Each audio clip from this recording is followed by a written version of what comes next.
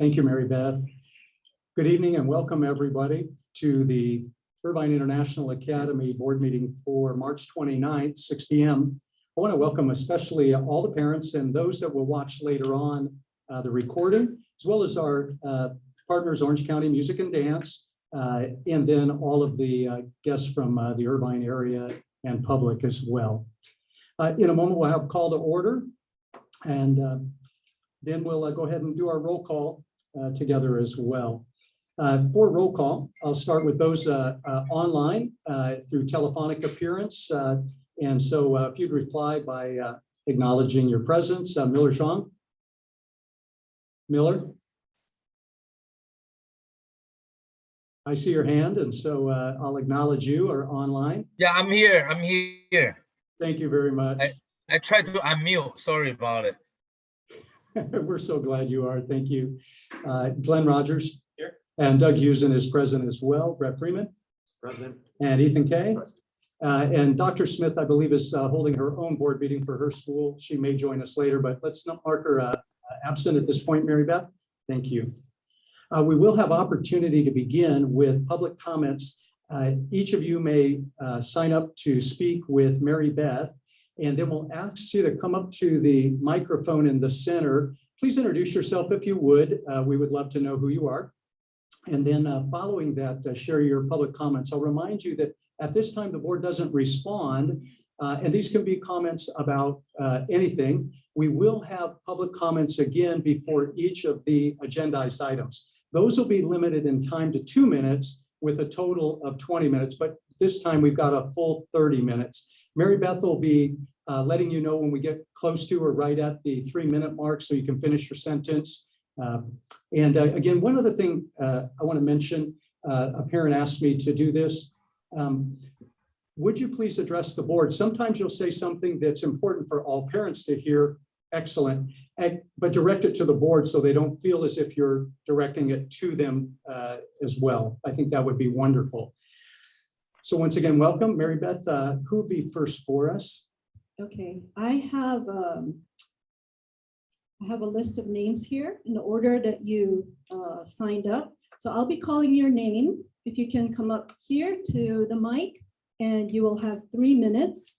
And when you hear the chime, that means it's 3 minutes. And could you kindly just wrap up? I'm not going to be too strict, but if you pass the 3 minute, I may have to mute you, but I hope we don't get to that. So the first speaker will be Anthony Chang. Come on up, please. Mary Beth, would you give them a hand signal when they get about within 10 to 15 seconds? That's helpful because they don't have to track their time. You could track it. Yes. Let me know when you want me to start. Go ahead. Good evening, everybody. First of all, I want to congratulate Dr. Watson on the new position. And I totally agree. I think as a school, we need to move forward together, cohesively, united. But before we can do that, I think there has to be some corrective action. We need to hold people that have gotten us in this fiasco accountable. Mainly Michael Scott. And Doug, I met you earlier. You're a very nice guy, so don't take this personally, but I also hold you responsible as well. You had a golden opportunity on March 17th when the teachers complained and they wanted to speak. Instead of reaching out and showing your support, you actually silenced them. You didn't allow them to speak, which is why after the meeting, a lot of the parents felt sorry for them and asked them to join their meeting. And at that same meeting, their principal did the exact same thing. I'm sure, I don't know him personally, I'm sure he went through the chain, the proper channels to complain about Michael Scott. He even complained to you directly. Nothing was done. And I believe that's why, out of desperation, he complained to the board that day. He said harassment, bullying. I want to know what is being done to address that. And also the constant unfairness at these meetings. You allow Mary Beth to selectively allow some parents that coincidentally support Michael Scott to speak way beyond the 3-minute mark, way beyond, and it's repetitive. Whereas people that support the principal or have something to say negatively against Michael Scott bam, 3 minutes, you're done. That's wrong. That's totally wrong. And then at the last meeting, a parent actually interrupted me very rudely, reprimanding me. And I kind of wish that parent was here today so I could address them directly. Speaking of Mary Beth, I have a question for you, Doug. Her contract, how was she hired? Did she go through the proper hiring channels?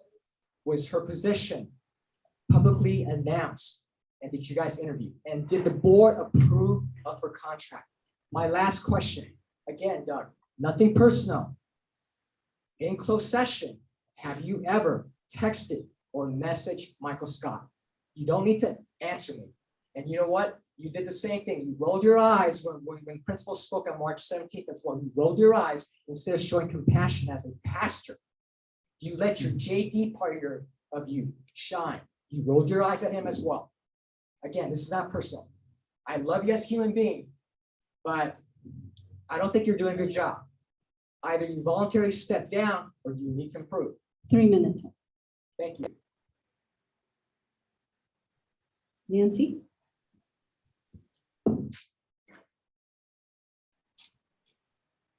大家晚上好，我今天只想向学校要求一个公开的道歉。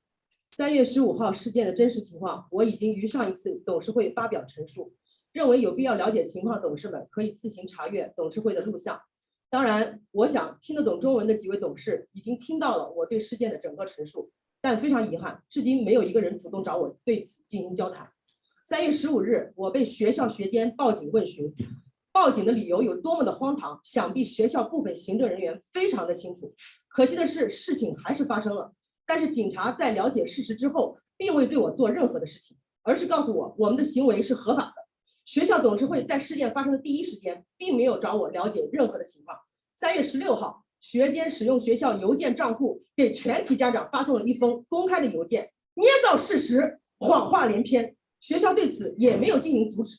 3月17号，有家长帮我发了邮件给学校，要求学校提供监控录像。直到3月26号，经过再次提醒后，学校表示需要2到4周的时间才可以提供给我这个录像。3月28号，我在几位家长的陪同下和代理学监沟通了向学校要求公开道歉的事情，目前仍在等待结果中。我对此表示感谢。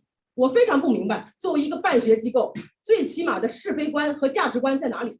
是非对错在一些办学者面前就如此难以抉择吗？我想问，如果我真的如学监所说袭击了他，警察为什么让我继续安然地留在学校？难道你们是在质疑尔湾警局执法的公正性吗？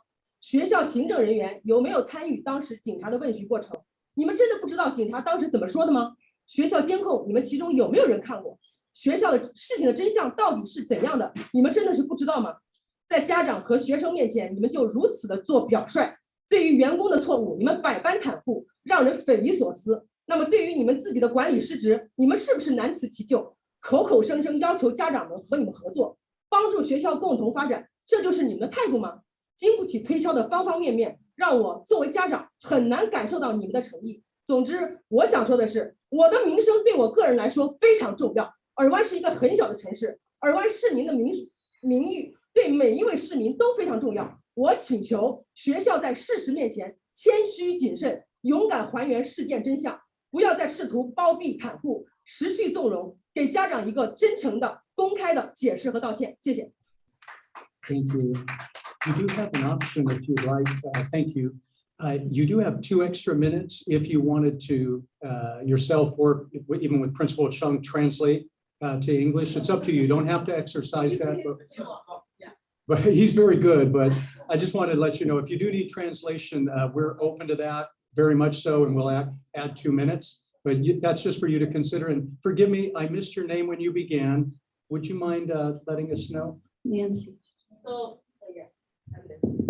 Thank you. Sorry, I should have reminded you. So, you want me to speak it? You're welcome to, yes. And tell us your first name again. Nancy. Thank you, Nancy. Hold on 1 second. I know that's asking a lot to translate on the fly, but it would be helpful to us. I would like to officially ask the school for a public apology today. Regarding the incident on March 15, I have already made a public statement at the last board meeting.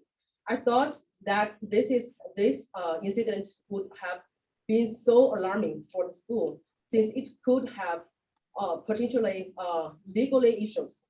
That someone from the board would reach out to me. I spoke in Mandarin, so those can understand Mandarin heard me, and those that don't, I thought would ask for further clarification. But I'm shocked that even until now, no one has taken the chance to talk to me about it. On March 15th, the Max Scott called the police on me, a parent of IIA. I wouldn't go into the abuse absurd details. You can rewatch the last board meeting for that information. I want to point out that even though police came, they didn't do anything to me after knowing the facts. In fact, they told us that our actions were legal. No one from the school board bothered to even ask me about the situation when the incident happened. The next day, March 16th, Dr. Scott used the school's email address and his access to every parent's email address to send a school-wide email to all parents. The facts and flat out lying, and yet the school didn't condemn his abuse of power. The following day, March 17, a parent hugged me and sent an email to the school to request the school recording, the video recording. After another reminder of March 26, the school said it would take 2 to 4 weeks before they would provide me with the video. Yesterday, March 28, came by several parents. I communicate with the interim executive director about asking the school for a public apology. After some back and forth, I'm still not getting what I'm looking for. I'm still waiting, but I thank him. I simply don't understand how an elementary school where we teach our children right from wrong couldn't definitely say who was right and who was wrong in this situation. Where are the values, their sense of normal justice? Let me ask, if I really attacked him, as he said, why did the police let me continue to stay at school safely? Are you questioning the fairness of the urban police department's law enforcement? 3 minutes. Thank you for taking the time to translate that for us. Next is Roger Kim. Hi, my name is Roger. Hello, board members of IIA. I have become aware of your school recently, and I'm here today as a concerned citizen. I'm aware that Mr. Scott has now been placed in a director of development position. He's not allowed on campus, and he's also not allowed to contact parents. How permanent is this situation? I feel that it's very possible that he will be returning for the upcoming school year. Placing him in a DoD position seems like a temporary fix. I noticed that on the school website, nothing has changed. If he is no longer the executive director, shouldn't all the information on the website be removed? Under history of IIA, I noticed his title has been revised to DoD. If you took the time to make that change, what about all the other information? Under contact info, it still has Mr. Scott's personal email address and his personal phone number, which I find very odd. There is still his superintendent's welcome on this website, as well as his picture next to it. Shouldn't that all be removed as well? And if Dr. Ed Watson is the new interim executive director, his information should have been updated by now. You have, he's still currently listed under as a board member. You cannot potentially send emails to prospective parents stating that Dr. Watson is the new ED if your website isn't reflecting that update. Also, if Mr. Scott has really been removed, has his name also been removed from the school bank account? Is he still authorized as a signer on any of the IIA credit cards? Can he still make financial decisions for the school? And lastly, excuse me, If Mr. Scott steps out of the boundaries of his specific responsibilities as COD, what will the board do? Do you have plans for this? I would like for the board members to provide answers to these questions as soon as possible. It's important to give the parents clear, decisive answers. This is why they're asking for transparency. Thank you. Thank you.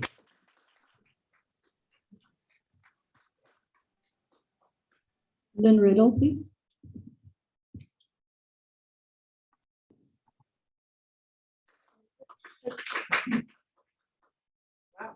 Thank you. I've asked to be heard on item number 1. Oh, Okay, I think Oh, I think it says, oh, I'm sorry about that's quite all right. Thank you all. that. Okay. Kong,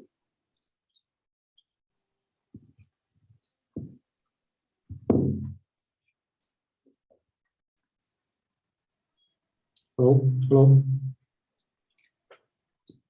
Thank you for the opportunity. As an IA parent, I want to share with board my experience with the principal. I have great concerns. We first talked months before IA started. We both from University of Pennsylvania. We're actually the only, maybe so even today, are the only 2 people with Philadelphia area code. So to me, going to school is a no-brainer. I think it's all meant to be. I just want to lay that out because I have very good faith on the principal to start with. In the first semester, okay, I really want to help school. I want to help everybody, but just like many parents, they have their other priorities, and there are a lot of unfair accusations on the superintendent at the time. And a lot of them are obviously unnecessary and personal. So fast forward to February, the principal reached out to me personally. And surprisingly, all he talked about are complaints against the superintendent. I was slightly puzzled at first because he talked about superintendent prevent him from doing his work. They had a lot of disagreements and superintendent make more money than he does. Okay. And later I realized, so you signed the contract, how much money he make or you make, how does it relate to your performance? If you have a disagreement, I think principal said they have disagreement on Chinese science curriculum. Ironically, when I talked with the principal back in May or June last year, he specifically mentioned there will be Chinese speaking science curriculum. And that's one of the things drew me to the school. I don't know what changed. And he suddenly said, it's too hard to develop. If you think that's too hard to develop, communicate with your manager. Have you made the effort? Have you had a proposal? I don't know why you're complaining this to a parent. Are you trying to gain their sympathy? Are you trying to have Just them a help you? reminder, Kong, it's okay to reference employees, but just to us, Okay. instead of to them. Okay. Thank you. Okay. I also want to mention, he mentioned to me a lot of things are bad things about superintendent. He said superintendent did illegal things. He said superintendent, if you kiss his ass, he will treat you well. If not, he will treat you poorly. He also said he's only going to do good things for himself, not for the school. He also said the superintendent gave him a poor review. Okay, to me, this is very unprofessional. Furthermore, he even mentioned he will talk to more parents about bad things of the superintendent. To me, this explains why there's so much divide and hatred on the campus. 3 minutes. Thank you very much. Just one last thing. Thank you very much. David Sun. Hi, I'm David Son. I have 2 kids at the school. So I do have a vested interest. As you can see, I'm not prepared. I don't have a script. It's just a spontaneous. Okay. Over the past weeks, I was shocked. I mean, I spoke in public a couple of times. I was shocked, distressed, disturbed by all these events. The development is unfolding, is still going on today. I know some of you may not have a kid here. I don't know what's your agenda. Again, I know Just I know for the that. split. Thank you. It was just a concern, serious concern. Some of the people sitting here, they don't have any kids here. Okay, I have a question. What's your intention? What's your agenda? Taxpayer. All right. Yeah. Taxpayer. Yeah, well, I'm also a taxpayer. Probably bigger than you. Yeah, I can tell you. So for us, All right.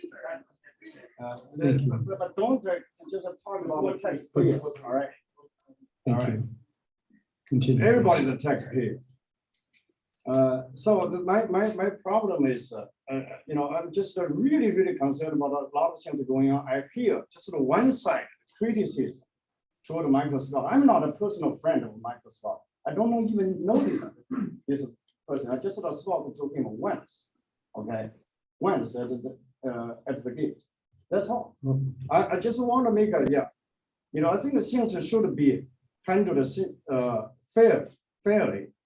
I don't think the communication process in the school is sound. A lot of problems mushroom that grow to a chaos, to an upheaval today. I think there's a lot of has to do with the miscommunication between the administration, namely between the principal and the superintendent. Fair enough.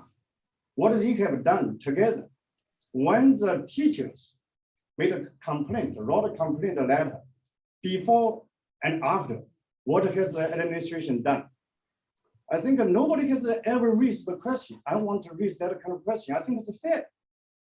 The board needs to look into this. Okay, and more importantly, in the future, how to ensure this thing doesn't happen again. You need to have a mechanism in place to ensure better communication and a smooth communication. So that's my comment. I'm not here, I don't want to take any side. I went today I signed a letter or signed a questionnaire. I intend to keep my kids here. All right. Provided if the board takes a good action, good steps to ensure 3 minutes. the things doesn't happen again like this. Thank you. Philip Chen. Thank you, Ms. Boyd, for allowing me to speak. And I want to congratulate Dr. Watson on his interim position. So I just have two things I want to bring up today. First, during the last board meeting, multiple parents, including myself, expressed their inability to access the job description for the Director of Development position. I personally asked twice to stop the vote because we weren't given the information. But this board voted regardless and passed his position. Parents have been asking for transparency for months.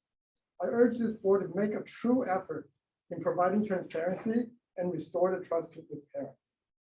Second, some parents made accusations that teachers were colluding with the principal in order to get favorable evaluations. I just want all the parents, it doesn't matter what side you stand on this, to think about how hurtful and how disrespectful that comment is. The teachers and the principal have been doing nothing but professional. They've kept their mouth shut during this whole internal investigation, while the executive director used his powers as executive director to mass email his thoughts.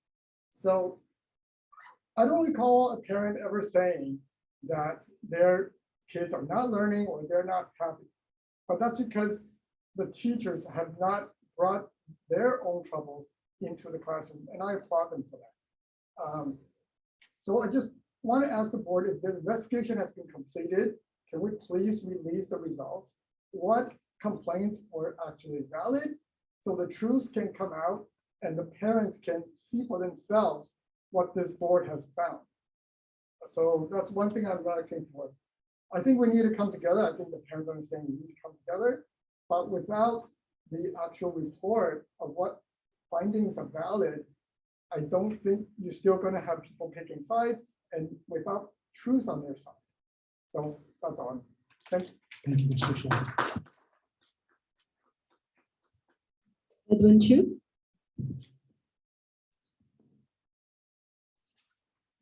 Good evening, board. Nice to see you guys in person.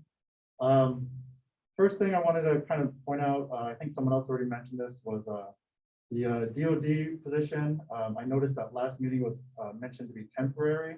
So I guess it's kind of parroting what someone said earlier. Just what exactly does that mean? It said, I think I heard after the academic year. So are all possibilities open, such as returning as the executive director, given Dr. Watson's role is interim, or is the board open to creating another new title for him? So I was just wondering if that could be explained at some point. I know you guys can't comment now, but just a thought. And then I noticed last board meeting had some parents complaining about the principal even tonight. I just want to kind of point out to the board, I believe the charter petition received approval after Principal Chung was hired and brought on.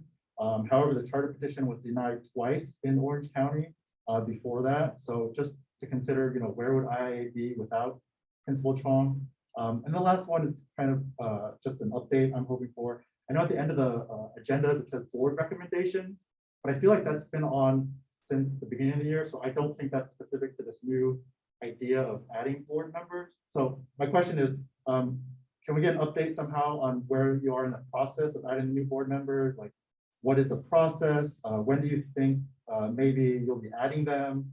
Who are your perspectives as of now? Just kind of stuff like that. So I think in that meeting that you guys had, there was some discussion about the summer, I think I heard. So just looking for an update on that somehow. So that's all. Thank you. Thank you. Vicky Chen. Hello, Ward. Can you hear me? Hi, my name is Vicky. I have 2 kids here at IIA in 3rd and kinder. A couple things. First of all, congratulations, Dr. Watson. Very excited that you'll be taking over. I personally, and I know a lot of parents are very excited to see what you and Principal Chuang have in store for us. Very excited to move forward out of all of this turmoil.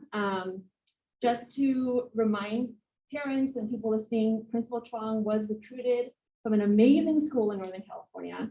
The reason why we got our charter, the reason why a lot of parents came. And so, I just cannot wait, okay, just to see what you guys have in store and just all the improvements that you guys have in store for us. And I also appreciate the letter that you guys sent out to the parents and to the administration, just kind of reminding us of that and just to be optimistic of everything you have in store for us. So thank you so much for that. And on that note, just with this DoD position, just what some other parents have urged you just to really take that seriously, to really define that role, tell us what it entails, the timeline of it. Really, I'm just most concerned about just letting these gentlemen do what they want to do, and to really move forward. So I urge the board to really take that seriously, what some of the parents have brought up. I also want to follow up again. Some parents have already brought this up, just with the teachers and the principal. This school would not be here if not for them. My kids love school. They love it. Okay, they're in 3rd and kinder. Shout out to those teachers. This school would be nothing without them. And so I really want to make sure that their concerns were taken care of. I don't know if they have.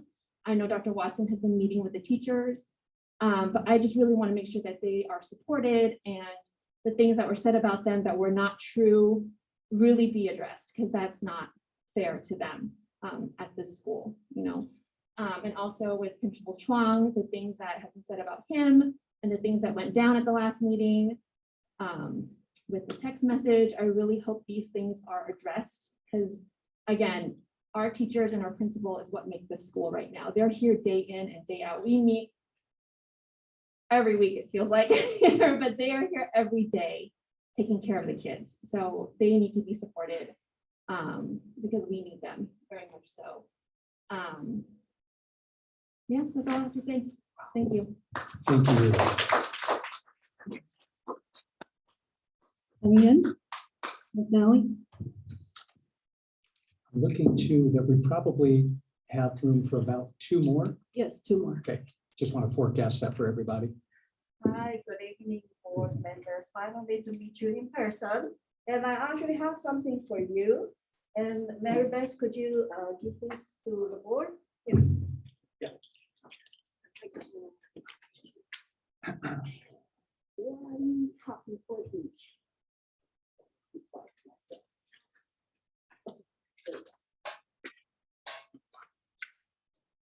Okay, for the record, I gave each board member present a copy of board member's bio of Oxford Preparatory Academy and a copy of their 10th amendment amended bylaw of Oxford Preparatory Academy. Okay, I have asked our PTO to ask each board member to update on their website about their bio, whether they're parent or they're resident, just city and state. So far, up to today, nothing have been updated on the website. Then I personally emailed each of you, asked for the same information. Some of you have been gracious reply to me, and I'm very grateful. So, lack of all the resources, I asked Almighty Google. That's where I find your information, okay? And also, I also look into LinkedIn. So that's where I find all the information on that report card, which I think OCD and also some members of OCD also has a copy. And I got some of the feedback saying that, oh, some of the parents are snooping around us, like we are spying. And I guess you board are representing a board of a public entity. I think we're entitled to know something about you. Just like when I hired a nanny for my kids, the first thing after I interview them, what will I do? I will background check them, okay? So for us, whether you're a parent, where you live, that's not too much, okay? As an example, where you have Oxford Preparatory Academy, a very, very successful public charter school just south of us. They have 2 campuses, about 700 pupils, twice the size of us. In there, you can see right now, actually they have just 5 board members, not 7, not 9, just 5. That's enough for 700, a school of about 700, twice of our size. In there, you can see that right now, 3 of the board members are parents. And 1 is kids are actually graduate alumni of the school. And all 5 of them live within 30-minute drive distance to their campuses. Okay, 3 minutes. okay, that's all I want to say. And go back to read the bylaws, and that will be a good example for us. Thank you. Drew, Treasurer.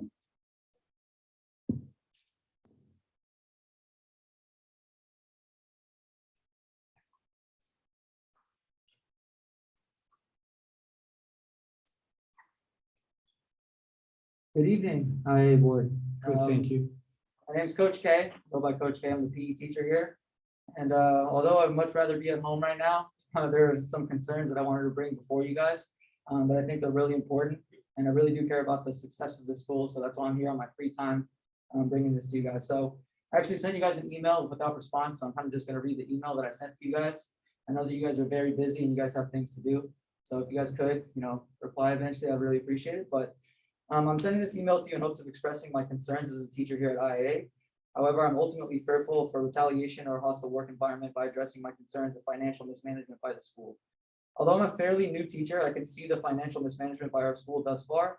To my knowledge, Dr. Scott is going to be paid his full executive director salary through June 30th, to my knowledge, rather than adjusting his contract in order to reflect what he should be making for the rest of the school year as the DOD. I'm ultimately thankful, really thankful to Dr. Scott for all he's done to start our wonderful school, for giving me the opportunity to teach PE here. However, I think it's rather unjust for Dr. Scott to be paid his full salary for the executive director position when he's no longer in this position and it belongs to Dr. Watson. At this time, I would like to request that the board restructure Dr. Scott's contract and salary accordingly based on the compensation studies from similar charter schools. As a teacher, this blatant mismanagement of funds is very alarming to not only myself, but other members of the IIA community. This money can essentially be used towards hiring highly qualified and credentialed candidates for next school year, as we need 5 teachers at least next school year. Additionally, after watching the OCBE meeting last weekend, it has come to my attention that Ms. Kennedy Rocker is still on paid administrative leave, which is costing our school, give or take, $10,000 a month. Although Ms. Rocker did her best to help me as a teacher, other IIA staff members in her short time here, I'm just confused as to why Ms. Rocker is still on our school's payroll. I think it's rather unjust for our school to be paying Ms. Rocker such a handsome salary for a position that she was mistakenly hired for in the first place. And let alone our school never essentially had the funding to hire Ms. Rocker in the first place, to my knowledge. These two huge financial mistakes will cost our school nearly $100,000 by June 30th if someone does not put a stop to this right now. This money, like I said, should be going towards hiring potential teachers for next school year, rather than being thrown away on administration who is no longer contributing to the success of our school. If the members of the board truly care about the voices of the teachers, someone on the board will take accountability for these huge financial losses that our school has suffered under your leadership. I know that Delano Jones has mentioned that our school is doing well for a first-year charter school financially. I'm really happy to hear that. However, it doesn't give our board the right to throw away money on Dr. Scott's executive director's salary position when he's not in the position, as well as, paying money to Dr. Rocker, when we never had the funding for this position in the first place. I ultimately like the board to just address the current state of Dr. Scott's salary compensation during tonight's board meeting. I would appreciate it if the board was clear and concise regarding the status of Dr. Scott's current salary, as well as the plans for his future salary. Just one more sentence. Furthermore, I would like the board to thoroughly communicate when Ms. Rocker is officially relieved of her duties at IIA and when we know that she's officially taken off the school payroll. Lastly, I would like the IIA board members to address their plan to recover from this huge financial losses from our school suffered under your guys' leadership. Thank you. That's pretty much it.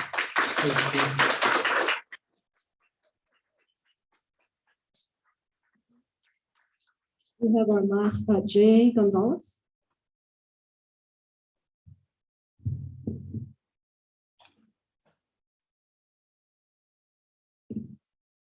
Your board. I've been sending you emails for the last week regarding bullying that my son has been experiencing here. And Principal Chong has just looked the other way or impeded others from acting to protect my son. My son started attending kindergarten here in early February, and I noticed a big change in his attitude. He wasn't the funny, happy boy he's always been. After insisting for several weeks for him to tell me what's going on, he broke down and told me that he's been bullied severely here at IIA, both physically and emotionally. I sent an email to his teachers and the after-school director. This email was later forwarded to Principal Chong, who within a couple of days sent me an email saying that this was an isolated incident and that my son was not being bullied. I was stunned by his response. So we met in person, and I was further stunned by the lack of attention he had to me and the situation. During the meeting, he couldn't remember much of anything and was on his computer ignoring me for the last 5 minutes of our meeting. Obviously, the bullying did not stop. Fast forward 2 weeks, and I discovered some huge bruises on my son's legs, and I brought pictures so you guys can see them. I don't know if you're able to share these. I did email them to you as well. Basically, my son was ganged up on by 4 other kids who I had complained about in my initial email. Mr. Trong knew about these bruises, and because someone alerted him, sent him an email telling him that my son was severely kicked by these bullies. And what did Mr. Trong reply? He basically called my son a liar. There's teachers here, there's administrators, even the school psychologist has met with my son and know that this is not, he's not lying. This is really happening. The bruises, he didn't make those bruises on himself. Mr. Chong has put my son at risk. He has looked the other way. He has told teachers not to talk to me about the incident and don't call it bullying when it clearly is bullying. I implore you to read my emails I have been sending you for the past week, and please bring the matter to a vote to get rid of Mr. Chuang. He is not good for the school. He is incompetent. This position is far too much for him to handle, and he is putting our kids' well-being at risk. During our meeting, when I met with him in person, he told me that he was going to respond to me within 10 days because that's the school's procedure regarding bullying. To date, I have not received that email. It's been over 2 weeks. I have discovered that the school does not actually have any procedures in place regarding bullying, and that's in violation of California law. California law requires the school to implement a strong anti-bullying policy, adopt specific process and procedures, and how those investigations are going to be processed. Publicize the anti-bullying policy and post material to support the bullying victim, the victims of bullying. 3 Again, minutes, please. thank you. Thank you very much. Thank you, everybody who's participated in the public comments at this point. We will have opportunity for each of the agenda items that are coming up later. We're going to take a relatively short time in closed session. The topics are employee matters. We'll report out anything that's actionable and reconvene. I'm going to estimate about 15 minutes, which gives everybody opportunity to stretch a little bit, come in and out of the building. Restrooms are to your right toward the back where it says calm classroom around the corner. And we're going to take Miller with us on the computer, right? Okay, we'll be back in about 15 minutes, everybody.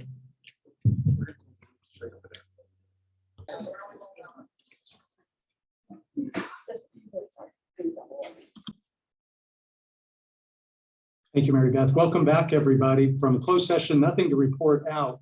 Next on our agenda, for those that would like to participate with me, we'll have a pledge of allegiance. We have flags both in the center and then behind. So I'll invite anybody who would like to stand, cover their heart. Let's do that together.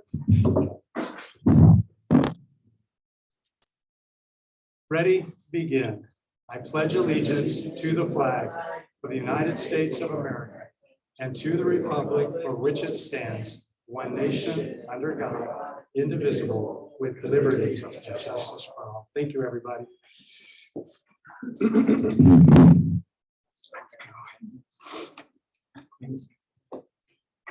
Board members have received minutes from the last meeting. I'll ask for a motion to approve, but first, any changes from anyone? Okay, a motion, please. And Glenn has a motion and a second, please. And Brett Freeman, a second. Let's do a roll call vote on that. I'm going to start online with Miller. Miller, do you approve board minutes from our last meeting? Yes. Thank you. We hear you. Glenn? Yes. Doug Husen is a yes. Brett Freeman? Aye. And Ethan Kay? Yes. Thank you. And so Mary Beth, each who's present, Jolene not present. Wonderful. Thank you. Oh, this is wonderful. This will be our first public update from our interim executive director. We're going to move the microphone so that everyone who's present, as well as the board, can hear from Dr. Edward Watson. Do you want to move it to a side? Are you comfortable moving it to one of the sides either way? So there's no feedback. So Will it work that way? Well, we want to low. She's going to. You help him, Stephen. You've got a good idea. That's what I was thinking too. Hopefully it's not probably Hello. a little bit higher. Hello. You can just talk. Yeah. What do you think? Yeah, it has to be there because of the feedback. Oh, thank you. Yeah. So turn it around. Thank you for that technical expertise. Yeah, we can hear you fine. I think the microphone will pick you up for our recording. Okay, I'll just speak loudly. Good evening, everyone. Thank you for coming out. It is my first official address. Things are going well. Things are getting better at the school. I want to report a few things. The first thing I want to report is I sent out that letter, Principal Chuang and I did last Friday. And that letter was really for our teachers because I feel a lot of people ask, what are we doing to support the teachers? And I'm going to go through a few things that we're doing, and as well as Principal Chuang, that we're doing to support the teachers. But that letter is for our teachers because a lot of information is out there, and a lot of it is not official. And I really want everyone to know that if there's any official communication, it's going to come from myself or Principal Chuang.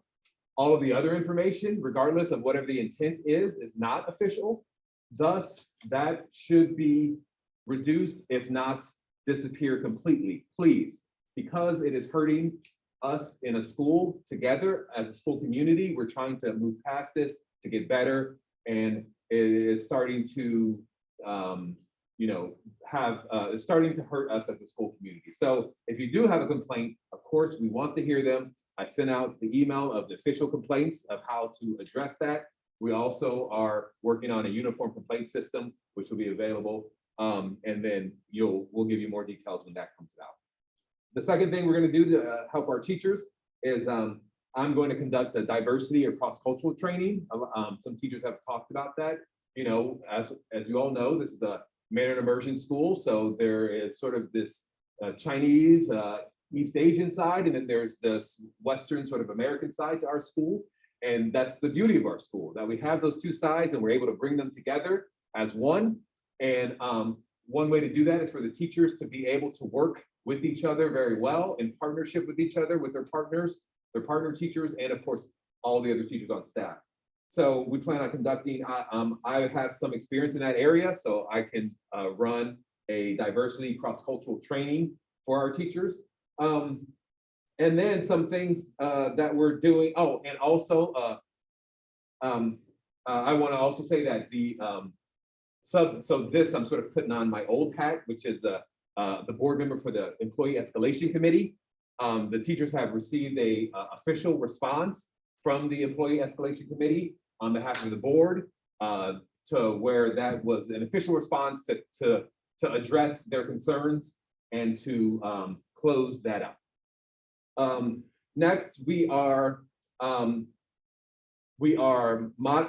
to provide more detail for our bullying and our civil compliance policies. We do have a bullying policy, and we want to make sure that that is provides greater detail in order for the parents to better understand those policies, as well as our civil compliance policy. Civil compliance will be directed towards the parents of students at IIA, and how the type of professional conduct that we expect from not only the people working here, but of course, all of those involved in the IIA community.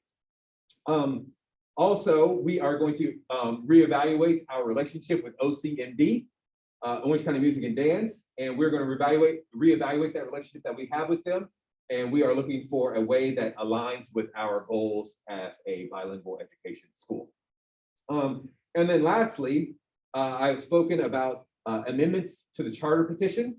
And that process is a process where we want to try and do a few amendments. One would be have a GATE program, gifted and talented. In my experience, some parents will be on the fence whether they want to have the Mandarin option or the GATE option. They don't want to have to choose. They would like to have both. Right now, we don't have a GATE program, but that's something that might require a amendment to the charter petition, and that is something that we're working on. And we're also working on Mandarin assessments. Some parents have mentioned, and we as a school have also thought about, for anyone who joins our school at a later stage, age-wise, 3rd grade, 4th grade, 5th grade, we would like to be able to at least have the option to assess their Mandarin before they jump into the school. That again will help our teachers and the challenges they face in the classroom. And that is it. Oh, no, one more. Also, we're looking at a potential independent study program. That's something we're looking into, and I don't have any more information to share about that. That's it. Thank you. Dr. Watson, thank you. Stick around for a moment. Just any board thoughts or comments? Very exciting what you outlined. Let's go with Glenn first. So Kennedy Rocker, you mentioned in your bottom of your note. You want to explain that a little bit? Yes. I didn't know for sure what I was supposed to say.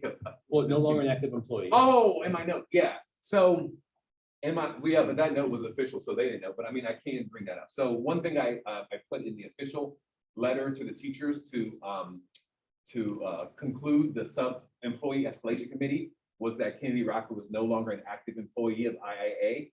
What I mean by that is because part of the complaint from the teachers is Kennedy Rocker was around and she didn't speak Chinese, et cetera, et cetera. So what I mean by that is she no longer will be on site. Teachers will not have to interact with her, and that includes, of course, other other individuals in the IIA community. So that's what I meant by that. How many weeks were you, Ethan Kay, and Glenn Rogers able to interact with the teachers? This was no small list of issues to resolve. I'm going to, based on your letter, I know the significant issues are concluded, but how many weeks have you spent so far, the three of you, with the teachers? Because the teachers are the priority, you know, they and the students and parents. So could you help us just get scope on that? Yeah, so I'll illustrate a little bit of what the letter to the teachers stated was that, you know, the first letter that we got, the official letter that was signed was February 16th. And the following week is when we first met with all of the Chinese speaking teachers with the escalation committee that includes 2 members of the board on the stage. And then the week after that, we met with the non-Chinese speaking teachers.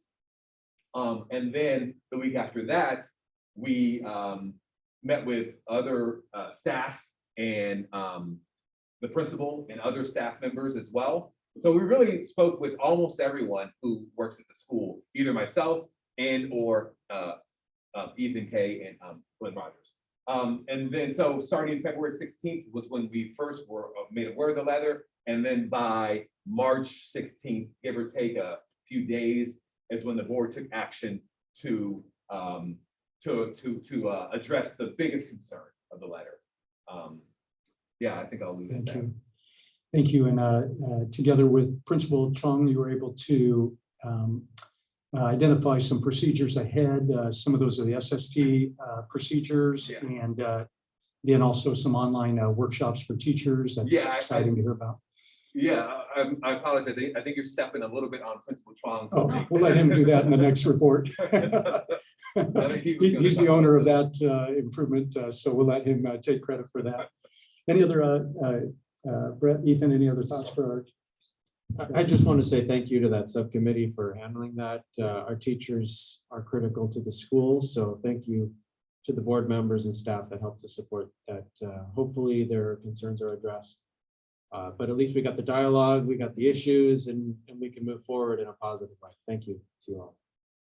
So, Dr. Watson, thank you for stepping up and taking this role. My question really is right now, you know, ever since you came in official interim executive director, you've been busy with addressing issues. Do you see some the issues starting to subside so that we can also work on very critical admin issues in preparation for next year? Yes, I've always been optimistic about this school, and I still am. I really feel that a lot of the larger issues are subsiding. I think that Principal Chuang and I, we have this shared vision for this school, and together we're working to make it as good as it can be. And I feel that slowly, I hope that we're winning back the trust of the parents, because I think that was the big issue. That, you know, could they trust what was going on here? And I think we're winning back that trust of the parents. At least the parents want to give us the opportunity to win back the trust. And that's really all we can ask for. And all I can ask for is please give us that opportunity to earn back that trust. And that means that, you know, just give us that opportunity, please, to earn back the trust. And I think you will be, you know, satisfied. So yes, I do. And I also wanted to say one more thing in regards to the teacher letter that I sent out to the teachers to officially sort of conclude this from the sub-escalation committee. And it was that I did apologize to the teachers for not being for us not jumping on initially. There was an anonymous letter, I think, and there was a lot of, you know, in the very beginning, there was an anonymous letter. It wasn't very clear what was happening, at least to me. I'll speak to me as myself when I was on the board. It wasn't very clear what was happening, but once we got on it, hopefully you all can see the timeline. It didn't take very long for us to make sure and address these major concerns by the teachers, because as the board has just mentioned, the teachers are our priority. Thank you. Thank you, Dr. Watson. Thank you. Wow. Principal Chuang, thank you for coming and sharing a principal's update too. Students, parents, and Irvine stakeholders, thank you for coming here tonight. I really miss the feeling of talking to the community. It's been a long while. I mean, this pandemic really put a lot of stress and a lot of things on our life, and then trying to navigate through this. And also, unfortunately, we have so many things happen outside.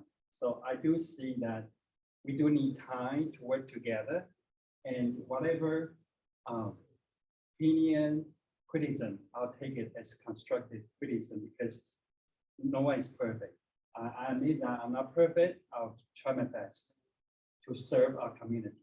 So the first thing I can share is that after the discussion with our curriculum committee, we do come up with very good suggestions that we can see improvement will be made moving forward.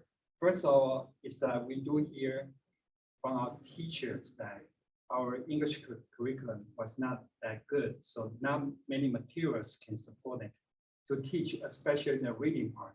So for that, we are going to purchase the new curriculum called Wonders.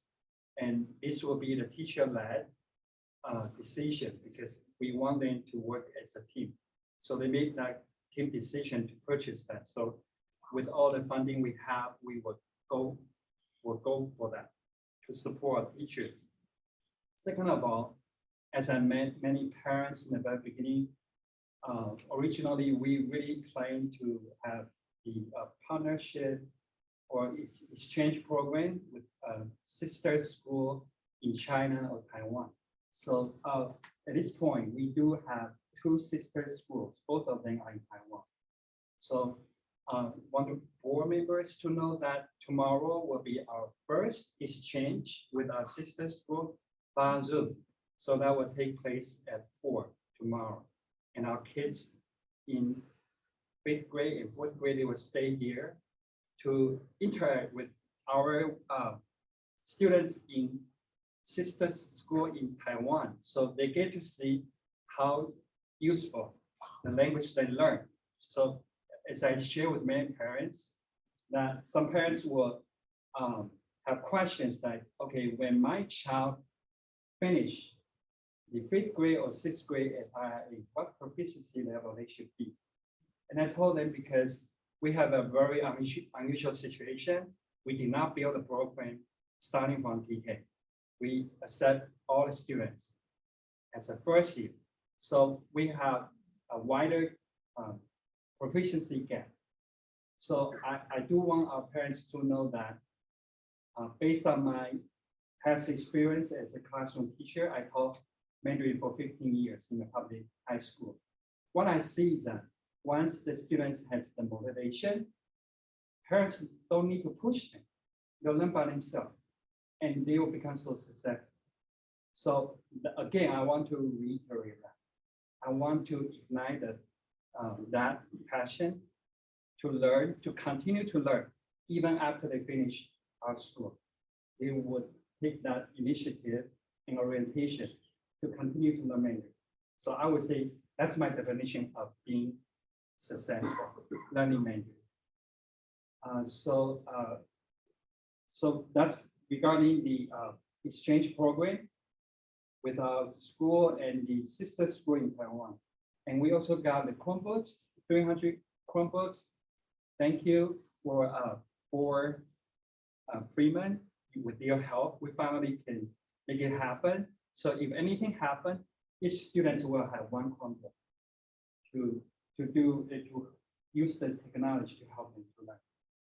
And I know many parents would like to know if our school can provide summer camp, but at this point, I'm sorry that I have to tell you that we cannot find our teachers to teach the summer program. So at this point, we are not going to offer the summer camp during summer. And last part would be some parents would like to know, do we have a formal assessment for our Mandarin language? Yes, we do have a assessment called STAMP, S-T-A-M-P. So usually 3rd grade and above would take that assessment. So parents get to see where their kids' proficiency level in Mandarin. So that's the information I'd like to share with our parents. That's part of the, I know our teachers would love to have professional development. And our teacher, our Mandarin teacher will be participating the annual Chinese language, National Chinese Language Conference. we will send 3 teachers to join that PD.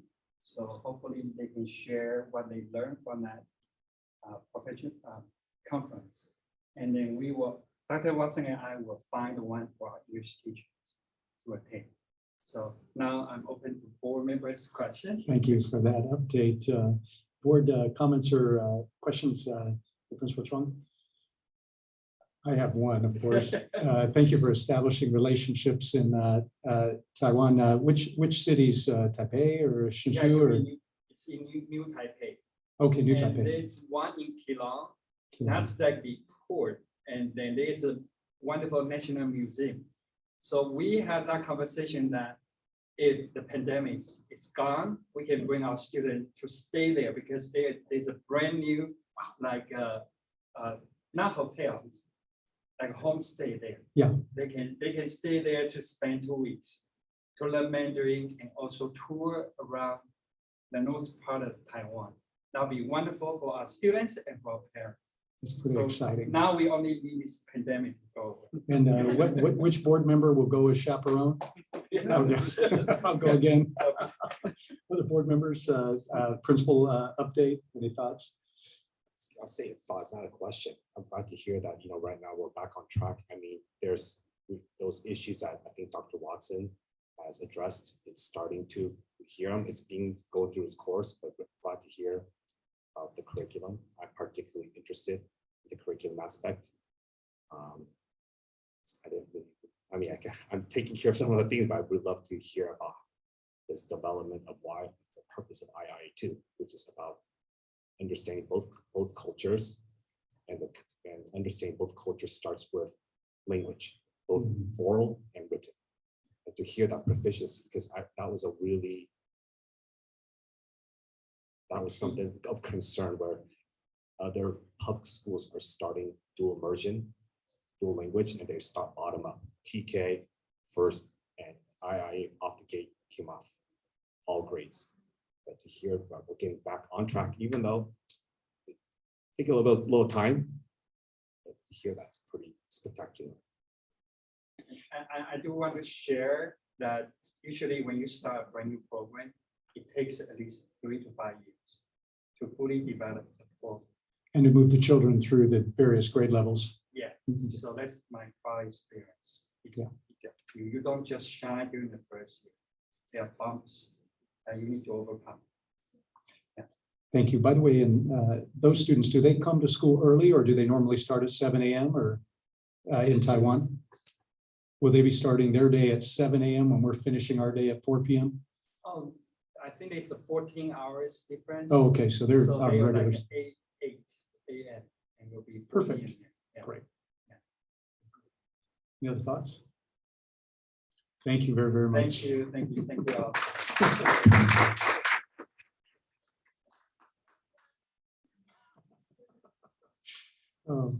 Well, we have opportunity for our business and fiscal update from Ethan Kay, the chair of that committee. Do we have Delano today, or where you already? Do you need it, Delano? Delano, are you with us today? Oh, there you are. Okay. Okay. I'll let Ethan lead through Yeah, that. I'll on lead it, this. and then Delana, if I need you to help fill in. Well, so in the last special board meeting, the second interim budget for this fiscal year was passed. And so I'm looking at it. So right now, based upon February's financially, this year, it's gonna do well. I know there's been a lot of financial expenses, but the numbers are high. Kudos to one of the biggest strength is our after-school program. It's been doing extremely well. There's been a lot of students enrolled in OCMD, so there's been a lot of interest on that part. Right now, we are looking, based upon the second interim budget, we're looking approximately over $140,000 on the P&L. So there's some work to be done on the cash flow, but the balance sheet, otherwise, the balance sheet and our P&L look healthy. even, so we're gonna be ending this fiscal year quite strong. So that's just for this year. What we're planning, so all what we talked about before, which is the one for those who have joined the finance committee meeting, I'm sure for the exception of this board meeting, there was the total books and supplies, which was under budgeted heavily. We've adjusted it. We were able to find funds from other sources to close that gap. So again, this fiscal year, we're going to be ending quite healthy. Going further though, we need to spend time on the first draft for next year's budget. And that requires involvement of the executive director, which is now Dr. Watson, as well as Principal Trong, as well as other stakeholders, to really this year to really start to have a budget that has teeth to it. In this first year, there needs to be some grace. Okay, I mean, no one knew that the books and supplies were going to be that much, right or wrong, good or bad. But now that things are starting to settle down, we need to, I would like to have a more budget so that there's accountability, and also more importantly, how to communicate effectively. So everybody's singing to the same sheet of music. If there's no budget, if that line item is under budgeted, well, that means there's a deficiency, which means then call to action to go get fundraising. Not let's take money from Rob Peter to pay for Paul. And so that is something that I want to spend a lot of time on. So the first draft of the interim report for next year's report is due end of June, at the end of the fiscal year. So this was requiring a lot of, going to need a lot of Dr. Watson's time as well. We actually on the finance committee, we do have a running, I've been tracking a bunch of requests, some expenses that I thought there were requests, or they have already been spent this year, so it needs to be counted for next year's budget. So I do have a running tally. And I believe there's also been some correspondences from the PTO about how really graciously how to support the school. But I want to make sure how do we manage the messaging correctly. And another thing is regarding funding. So I'm going to be having discussions with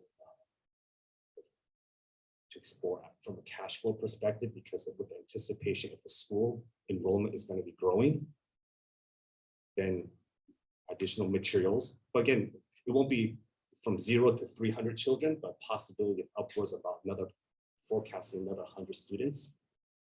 And possibility, again, whether hopefully there's some grants, etc. But we want to be prepared to have ample amount in our bank account.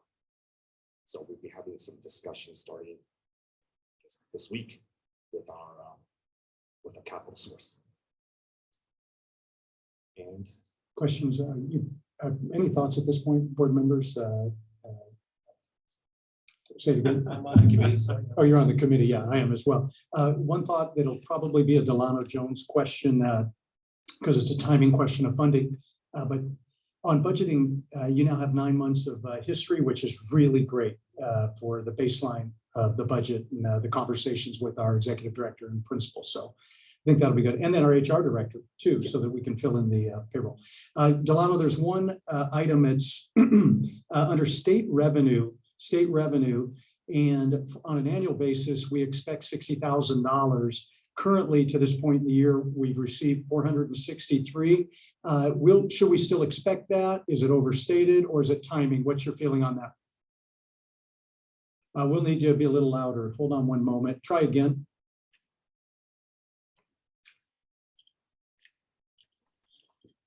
Let's do a little volume test, if you don't mind, Delano.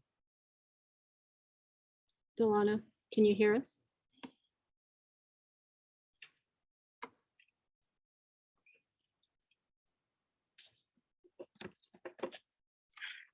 Sorry about that, everybody. Sorry. Miller was fine, but we were trying. Delano, you want to try again? A little audio. Try again.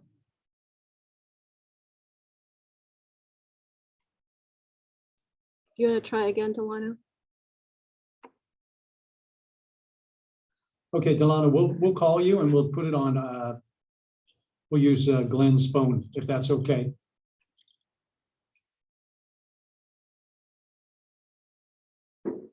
Coming your way.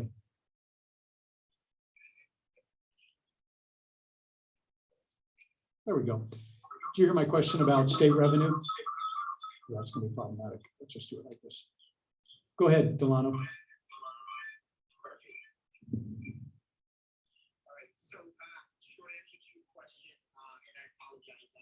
Sure why I'm not getting any sound here. Can you guys just a quick thumbs up if you can hear me okay? All right, perfect. Yeah, so the short answer to your question, Doug, if you take a look to the right where it says total budget on that particular line, so most of that revenue will be special education revenue. And since you guys are just now getting into the pipeline, that's the timing for for special ed revenues. It sort of takes a look back at last year, and since you guys were not in existence at that time, you're just now getting into the funding cycle, but you will be made whole with that by the end of the fiscal year. So the funding will be coming, it's just delayed based on the timing of, this being a new school, et cetera. And it will be the same for most of any state revenues that are in that line item. It's not just special education AB 602 funds that are in there, but there's also some lottery funds as well that's in there as well. And all of that, obviously, you're not in the funding cycle yet for lottery because of just the timing of it, but most of your lottery revenues that's budgeted for this year will come in probably after June. So we'll have an accrual, a receivable set up for any revenues, obviously, that was supposed to come in for 21-22, but did not arrive until after the fiscal year is over. And that will probably be, again, for your most of your special ed and your lottery revenues that are in that line. Thank you. That's all I had. Keep on the line just a moment. Anyone else for Delano or Ethan? Just a couple of points for the finance committee. So at what point are we going to look at the pricing for our after school program? I know that it's quite productive for the school from a revenue standpoint and very value added for families. So I was just wondering, I know we had our first year and our pricing, and I think we were very competitive on where we're at now, but versus other programs in Irvine, at what point are we going to look at that? Float that out as a general request. Maybe I'll answer this. So there's something that the finance committee during the meetings has been addressing. I just want to address this after school program, also known as DBA Wonder Kids. I've answered a couple of emails, hopefully to some of the parents about the clarity about the legal structure. This after school is just not a finance committee issue because it also ties with the curriculum. You got to know what you're going to be teaching. Then you have to go find the right teachers with those aptitudes. Those have certain costs associated to them. Also, there's operational issues. I stepped a little bit outside the bounds of the finance committee. I did have some light conversation with Cara. She is doing unbelievable given the circumstances, but I think she's going to be presenting, hopefully, with collaboration with Dr. Watson, as well as Principal Chuang, about some of her thoughts to address not only what to teach, the operations of not only the after school, what is the schedule? You do 1 day, 3 days, 5 days, half days, per hour. Also in operations with the school, because there's some logistics of some of the teachers not being able to use their own classroom after when the school ends. So what is the logistics? That also ties with facilities. So I believe she has also communicated a little bit with the current administration. But I envision the after school program will only continue to increase. You mean by participation, and then because of participation, probably the budget correct will grow up, both revenues and expenses. Really important is one of the things we didn't talk about finance committees. Okay, when there's profit being made, and I use the word quote unquote profit because it's all under the same EIN number from a legal perspective. It is considered, first of all, there's no overhead up applied to it. So this financials that we see, it's a straight the revenue and expenses associated from the after school. But one consideration is the overhead from the school versus after school, which is a more just internal issue. And then number two is really thinking about how is the profit and loss to be used by the school? Should it be only for after school children? Should it be to be used exclusively for the for school children? Should it be, what are the policies? And those have not been defined. There's been some ideas, but that's something the administration does need to address. Again, I want to emphasize, there's been a lot of talk of profit, which is absolutely great. Based upon these numbers, and also forecasting for next year, I have no doubt. But I do want to raise that, just kind of start to set as a precedent for whether I'm here or not, really to how's the school and the administration deal with potential losses. Does the school as a whole suffer? Is it just the after school? Because that also ties with the profit. So I don't have an answer. And then that ties to the pricing too. Sorry, long-winded answer to get to how to determine pricing. But raise the issues, which is nice. We can agendize our policy setting on that and work on a draft and then bring it before the whole board. So it's really insightful because some of those were raised by parents as well. What else, Brett? Just a point on the summer program, and I recognize it's our first year, so we've got a lot that we're working on. But clearly, the summer program is an opportunity also for the school to be able to generate additional revenue. I know we've been approached by other organizations that maybe have wanted to conduct programs here over the summer, maybe language training or things like that. There was mention of the summer camp, but there may be opportunities to expand that. So it ties into the finance, into revenue, but it's not just that. It ties into other things and rolls into Dr. Watson and Principal Chuang and our plan. So I just want to raise it for top of mind for future consideration. Yeah, thank you. Again, you're every meeting. Wonderful report. Anything else to add, Ethan or Delano? None for me. Very good report. Very good. Thank you. Yeah, thank you, Delano. We're hanging up on you. Oh, that's good. We have 4 items for discussions, 3 of them for action, and we'll invite public comments for each one. What I'd like to do is define the topic, then invite public comments for anyone who would like to come. In this section, we are going to allocate about 20 minutes. I think it'll be ample, 2 minutes per. The first item, and again, we want to stay on topic if we can. It's a discussion the board will have and then potentially action regarding the board subcommittee assignments. What's happened is Edward Watson, Dr. Watson filled 2 subcommittees. Now these are ad hoc committees. So we want to discuss with him now taking a staff role, he'll be off those committees. Or at least he could be invited on, but he won't be a board member on them. So we're going to discuss, do we put another board member on or do we leave the existing board members and invite some more parents on? That's the discussion ahead, but let's hear from those that might have a comment on subcommittees first. Would you please indicate to Mary Beth, do you already have them? Yes. Oh, Lynn thank Riddle. you. You're so organized. Thank you, by the way, for just introducing yourself to everyone. They appreciate that.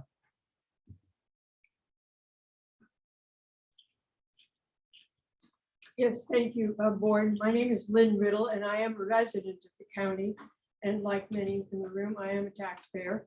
I'm a long-time, lifelong supporter of public schools, and that's what brings me here. And just by way of background, I do want to talk about 1, 2, 3, and 4, but let me give you just a bit of background. I have a doctorate in education. I was a professor of education at University of California, Santa Barbara, Syracuse, et cetera, for some 10 or 11 years. I went to law school. I went to UC Hastings in San Francisco. I was a federal judge for 14 years, and I taught as an adjunct professor at the University of California School of Law. That's just a background because I want you to know that I'm deeply interested in education, in the law, and mostly in our democracy. So one of the first things that I wanted to say was congratulations to you. Well, excuse me, just one moment. I'd like to have 3 minutes, please. Every other speaker had 3 minutes, and I think we can afford that. How many if- do we have on if- this If topic? you don't mind, Yeah, let's go ahead. because I wanted to say something nice to you and to Dr. Watson, and I was not going to be able to do that if I didn't have enough time. So I do want to congratulate you. I've been following these hearings. I've been going to every board meeting at the Orange County Board of Education for the last 4 years. And I'm familiar with the entire process of your obtaining your petition, et cetera, your charter. But I wanted to congratulate you on appointing Dr. Watson to be the new superintendent. That's not exactly. the right Executive title. director, but continue, Executive please, yeah. director. And I wanted to thank him. He's not here. There he is. He was over there a minute ago. See, I'm watching. And I want to thank you very much, sir, for accepting the challenge and the job. I've looked over the resume, the information I can find online, and it's most impressive. And I think it gives everybody a great feeling that this is going to be a real successful school. What I wanted to also mention to you and make sure that you write down and understand that as a board, you are required to follow the Brown Act, the Public Records Act, and the Fair Political Practices Commission's mandates. That's really important. And particularly the Brown Act, which is the public meetings law, because it allows democracy to happen at the local level, because it empowers the members of the community to participate knowingly. And that's very important. So I wanted to bring that to your attention. Your website. I went to your website when I heard of some of the issues that were raised at the Orange County Board of Education. And I must say it needs a lot of work, Jenny. It is rather a nightmare. As a person who looks at school board websites and their agendas on a regular basis, this does not come up to snuff. Doesn't mean you can't. You're going to make some improvements, but you really need to. So let me get to then my primary concern, and that is when I looked at the agenda and downloaded it, I got 1 page of your agenda, depends on the size of type, but it didn't have any documents listed in it. And yet when I came here tonight, I was given an agenda that had 4 documents or 3 documents attached to it. The documents are required unless there is some particular privilege. Every document that you as board members receive is to be posted online for the public to review as well. Otherwise, we as members of the community cannot participate because we have no idea what you're talking about. We can't make contributions. There are all sorts of very educated people that can come and contribute to the success of this school if you give us a chance to participate. So you need to make sure that you post all of the documents, all of the contracts, everything that you receive in your binder or via a digital posting, you need to make sure that that gets served. That's a requirement of the Brown Act. And it will help everybody make your school much stronger. And I do hope it's success. And I think with Dr. Watson's leadership and Principal Truong's leadership, you will succeed. Thank you. Thank you. Thank you.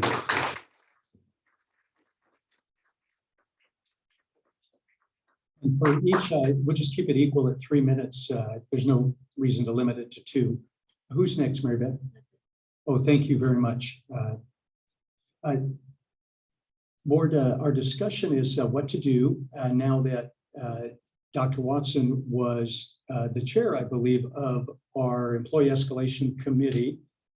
Ethan, both you and Glenn joined that committee for the first situation that we encountered, which was teachers that wanted to exercise that option.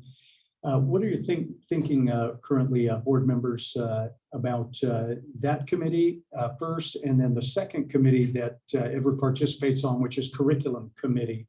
Let's talk about first the Employee Escalation Committee, because I think that's an important bypass, as we called it, for those that exhaust their administrative remedies for issues that they bring up to their direct report, and then maybe the supervisor and or HR. So if an employee exhausts the internal procedures, we've created this access to the board. And it, in my opinion, really helped us with that very, very serious teacher letter and all of the issues. What you're thinking about going forward on that? I'll start. Yeah, please do. I have my thoughts. The escalation committee did serve a very specific purpose. There were protocols, policy procedures not in place. Whether it's right or wrong for a startup operating a school, but nevertheless, fact is just to have that issue. It just means those issues arise, and it's now been settled. But just to stop it, because as a temporary fix, I don't think it's as a Band-Aid now. So that was a Band-Aid, and so the question is, should that be permanent Band-Aid, or is just gonna now just we're done? I'm inclined right now to say let's keep that escalation committee at least to the end of fiscal year. And then that could be reviewed when the school identifies more boards or more committees needed to participate in the school. There's many other functions that the school needs, but I'm inclined just to keep it until the end of the fiscal year. Yeah, so you see high value in it. Brett, what's your thinking and feeling? I agree. I also see high value in it. And I think it allows for another opportunity to be able to have issues addressed. I support it to the end of this year. Okay. Same. I'm of the same. Now the question is, we got a what, but now we need a how. Both Ethan and Glenn participated over those 4 weeks. And we do need a chair of it, I believe. It could be a single chair. Ideally, we have a second board member assigned, but we could assign ad hoc, sometimes based upon those that seek it out. There could be a natural or well-fit person on our board on that subcommittee, or it could be a choice of a person that chooses that subcommittee. It's important enough, even though I'm on policy procedures, it's something that I would certainly take the lead on, but I don't need to take the lead on it. Anyone inclined to it this season, because we will anticipate adding more board members, and that would be a natural place to have some board members. Anyone want to be the chair of that? I want to look away from Ethan because you're chairing 2 very important committees right now. And I'm a yes, but I don't want to take it unless someone else would like to be that chair. It may not be exercised this year again. Doug, I'll chair. Will you take it? Knowing that's gonna season will end on June 30th. You can do it for. I can do it. I just want to see the school succeed. Yeah. I'm for the school. Okay, so I don't take sides. Okay, I don't, there's all that nonsense. It's what's for the school, support administration, support all the different stakeholders. And that's really critical. I think my message to every single person, friends included, right. Friends and people within the education industry here is just here for the school, what's right for the school. I can co-chair. You'll co-chair. Okay, so we have that as a concept. Miller, you're remote. Do you agree that it's best to have people who are right here on campus? Yeah. Thank you. I figured you would. You could be remote and participate. Ethan is a Mandarin speaker. You're a native Mandarin speaker as well. That gives us a strength so people can speak in their native language and be very, very comfortable and quick and precise. So, okay, and then you can add who needs to be added ad hoc. I think then we could take action with a vote that we allow Edward's resignation off of that committee, and we appoint Ethan as chair and vice chair with Glenn. Somebody, I'll make that for the subcommittee only, and through the end of the fiscal year. I'll make that motion. Would someone like to second it? Second. Thank you, Brett. Let's do a roll call vote. Let's pause. I'm sorry. Yes, school year. It's both our fiscal year and our school years. Sorry, I'm thinking numbers and money, but through the end of the school year, June 30. Let's take a roll call vote. Miller, do you approve? Yes. Thank you. And Glenn? And Doug Hughes is a yes. And Brett Freeman? Aye. And Ethan K? abstain. Oh, and you'll abstain. You prefer to abstain since you're in the vote? We still have, you're good voting. Okay. It's work, not self-serving.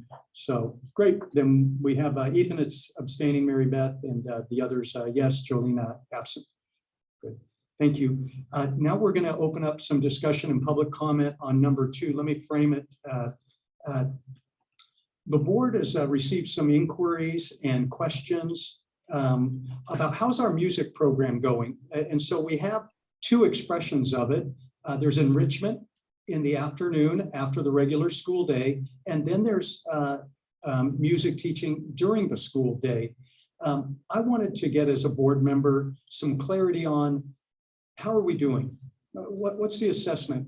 Are we as good as Irvine Unified School District? Are we on par with other charters? Are we a little bit, lacking in our first year? And then what about the processes? Are we doing well with our processes and our partners? Oh, thank you for passing out those packets. So we have a partner that we established before, with conversations before our school began, that opened up the possibility of music in the first year, and of course in subsequent years. And that's the premier program, Orange County Music and Dance.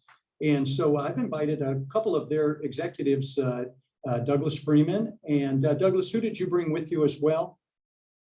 I have with me our vice president, head of music and programming, David Dunford, and our chief operating officer, Walter. Oh, and Walter as well. Whom have been very involved. Well, if possible for this discussion, if you 3 wanted to pull 3 chairs over here, I think the microphone will pick you up, but our audience as well can hear, both online, and then the board can also hear. Oh, prior to you speaking, I want to open it up to comments, but put your 3 chairs there too, if you would, in just preparation. First, we're going to do public comments. And then lastly, what we want to do is, parents have asked a lot of questions online. They may not be your questions tonight, but we're going to try to tackle those. That's the idea of the board meetings. When we receive interim questions outside of board meetings or even during public comments, we want to get to those and agendize them. So this one's been coming for a couple months. It was raised in a PTO meeting that I had with all the parents online. So hopefully it will really help us with our understanding as a board and then public as well. Who'd like to, from public, maybe make some initial comments? Anyone, Mary Beth, that we have? Yes, Lynn Huang. Well, thank you very much.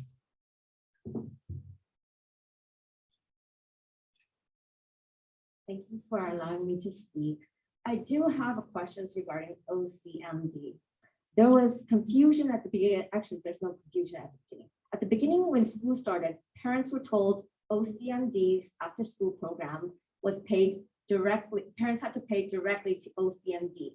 That OCMD's employees were not employees of IIA, that they were separate, and the parents directly would go to OCMD's website and pay for the classes online for the after school program.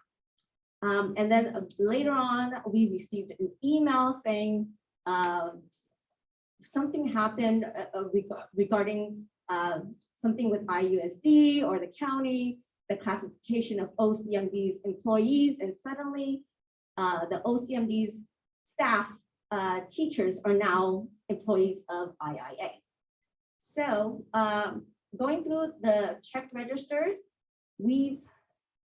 in the February check register, there was a payment to OCMD, and that was the first one that we've seen for $5,661.12. And I just want to have clarification regarding that, since there was no explanation. And prior to that, we didn't really see OCMD's name come up on the register as of October. So I just want clarification for that. For the clarification of the employee, their employee or the IIA's employee, because in the labor laws, did we hire the teachers? Because from what I know, the school didn't hire their staff. So for EDD purpose, tax purposes, unemployment insurance, and all these other taxes that we have to pay too. So we'd like clarification for that. Thank you. Thank you. I think we can tackle both of those. Well phrased. Who's next? That's it. Oh, that's it. Okay, well, great. You're looking there too. What I'd like to do is ask Douglas Freeman to kind of share a little bit about our relationship first and how it was first formed. And then I think I'll dovetail into a little bit with Ethan's help on why we initially had set up for parents to pay for their after-school program that involved music enrichment to OCMD, but then had to change that process rather rapidly after that. I'll get to that second. So we'll get a real clear answer on that. And it did have to do with Irvine Unified School District and the way that we operate on this property. But Douglas Freeman, introduce yourself and share way back at the beginning some of the early meetings and vision we had for music, if you would, and the joy that it can bring into a child's life and a lifelong passion. Well, thank you, Mr. Houston. I will, with your permission, speak to the audience, but We'll hear, yeah, so that's, I don't want to give you my back, but we can take it You're going from, to get my back. they're more important. But First of all, let me thank you for the invitation. We've been looking forward to this for a long time. I'm going to start where I'm going to actually end. We would like to have a meeting with the parents at our school on a day that works for PTO so that you get a chance to meet the teachers and have a conversation. This is not a good, it's too little time to have this conversation, but we are open to doing that where you get a chance to meet our founder, Charlie Zhang, and learn a little bit about our school. Let me tell you briefly my particular role. I am, by the way, Judge, I don't know whether to call you a judge or doctor, but I'll call you Dr. Judge. Your remarks were perfect. I appreciated them very much. I sent a lot of my material to the board. They have it. I would encourage the board to make it available to you so you could see it in person. Knowing we might not have had that opportunity, I wrote a letter to the board, have it. I wrote it in English and I had it translated into Chinese. I hope it's similar, but because I can't read the Chinese, I'm not positive, but it was written by one of our Chinese teachers. So I am what you would call a recovering lawyer. I spent 40 years in the practice of law. I have a master's degree in taxation, and I started my law firm and I left, retired from there with 160 people there. And I thought I retired. Instead, I opened up with a bunch of other colleagues and friends, a bank in 2007, about an hour after Lehman Brothers went under. So one would say that's kind of a weird time to start a bank. Turned out to be a pretty good time to start a bank. We took it public a few years later. I retired again. I never got out the door, and I was invited by Charlie Zhang, who you probably know. If you don't know, you probably made him rich because he created the Pickup Sticks restaurant chain. And was very successful at it and went on to other major business endeavors. And in the last 15 years, he's been giving it back to this community. One of the things he did was to create a nonprofit performing arts school called Orange County Music and Dance. He asked me to launch that school. We did. In this month of April will be our 5th anniversary. I feel sorry for this board. I've had to go through 5 years of not knowing what the next year would bring because we never had any experience with it. And then we get 2 years of COVID and everything we thought we knew about running the school had to be changed. So God bless you for what you're doing. I am a full-time unpaid, I can't even be an employee because I don't get paid. So I'm a full-time volunteer CEO. The closest thing to a real leader employee is David and Walter. But I am still the CEO of the school. And pre-COVID, we had 470 kids, about 45 teachers in virtually every instrument, including guzheng. And we have both music and dance. Our kids start at 18 months, we go to 18 years, and we have an adult program. But the reason we are unique and you will not find a school like this is that we start at 18 months and we go to 18 years. And we take everyone who wants to just learn the music because they love it, to those who want to take it and become experts in it and either get their degrees in music or become educators. And just so you know, our teachers, for 90% of our teachers have degrees in the specialty of the music that they teach. So it's piano or violin or percussion or the like. Several of them are have their doctorates, including our piano teacher who teaches here. Mung Chan has her doctorate from the Thornton School, USC. And so to get a teacher of that quality teaching beginning piano is an unusual experience for our kids. So that's kind of the background. Why did I get involved? Why did OCMD get involved in IIA? Well, there's two reasons for it. One is Dr. Scott approached us. He came to Charlie. Charlie was introduced to him by a parent that was interested in this school. And Charlie referred Dr. Scott to me. Dr. Scott wanted to create an after-school music program for the children. But long before any of that, I had a love and fascination with China. Our first trip to China with my wife was in 1986. We went back many, many times. My younger son, the bald guy up there, Brett, he's not totally, yeah, it's kind of old. I took him to China when he was in high school. I told him, if you want to go into business, you better understand the Chinese world and the Chinese culture. And he did. And he moved there when he graduated college. He was there living in China for 3 years. He's now head of sales of a Chinese-owned company in Shenzhen. And he's obviously fluent in Mandarin. He's also fluent in Spanish, speaks a little English. So I have a person, and then his daughter, I thought would be a perfect candidate for this school. And she is, and she loves it. And she's learning Mandarin and scares the heck out of me. Because she's speaking Mandarin and I don't have a clue what she's saying. I think it's a very valuable program. This is a great opportunity for the kids of any persuasion to really learn the crucial value of another culture and another language. So I'm thrilled by what you did. When Dr. Scott approached me, I was all in for the reasons I described.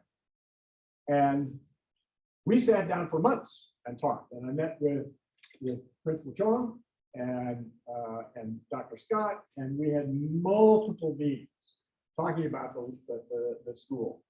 I will tell you, and I'm going to be very frank, and you can ask me any questions you choose to probably at our family meeting or parent meeting, but I will tell you that I felt pushback from the principal. And this is not to say it was a bad, he's not a bad person because he pushed it. We had a disagreement on strategy. Our goal was to create a music program in this school better than the Irvine Unified School District. And you got to understand, the Irvine School District is renowned for the quality of its music program all over the country. It's probably one of the 2 or 3 best music programs in a district. I'm not talking about individual schools. I'm talking about as a district of any school in the country. Private schools, accepted. But for public schools, it's an extraordinary program. The kids in the Irvine School District from grade 3 up, they get 2 40-minute classes a week. And I wanted to do something better than that, at least as much of that, because if you don't, the kids aren't going to learn. The reality is they're just not going to learn. When we tried to create, we built a program, I sent the proposal, the board has it as to what we felt we should do. And that did not happen. The principal had a different perspective. I respect his decision, but I disagreed with it. And the decision is, this is what we have. 30 minutes of music for every child every other week. Every other week, because we have dance too, which by the way, the Irvine school system doesn't have. You can take dance at PE, but you don't have a regular class that teaches dance. So we were going to offer dance and music. We're a dance and music school. It's a natural. But we didn't get that. So our in-school program is completely useless. And we're the ones running. Well, we're not the ones running. It's your program. But the teachers we brought to you can't teach in 30 minutes. And the kids remember anything the week after, 2 weeks later. So something's got to change in that structure. If you want music, I believe the Irvine community in particular wants the arts. It's not just the performing arts, they should have the visual arts. It's crucial to the learning process. The second problem was the after-school program. We knew we couldn't do in school what was needed because 30 minutes isn't going to give you enough experience or insight to do virtually anything. We could pick up what we couldn't do during the school, the in-school program, and apply it to an after-school program. Now that costs money. That's the unfortunate thing, is we have to actually ask the parents now to pay for that after school, but it's a good program in the sense that you can focus on a particular instrument. Now you can't teach private lessons in a school like this, any school like this. You don't see any school do it. And the reason it can't do it is scale. You got 500 kids, 300 kids, 400 kids, and a third of them almost always want something like that. They want music. You don't have enough teachers, you don't have enough rooms. And we got rooms with no doors. So you can't even play some music because the sound bleeds.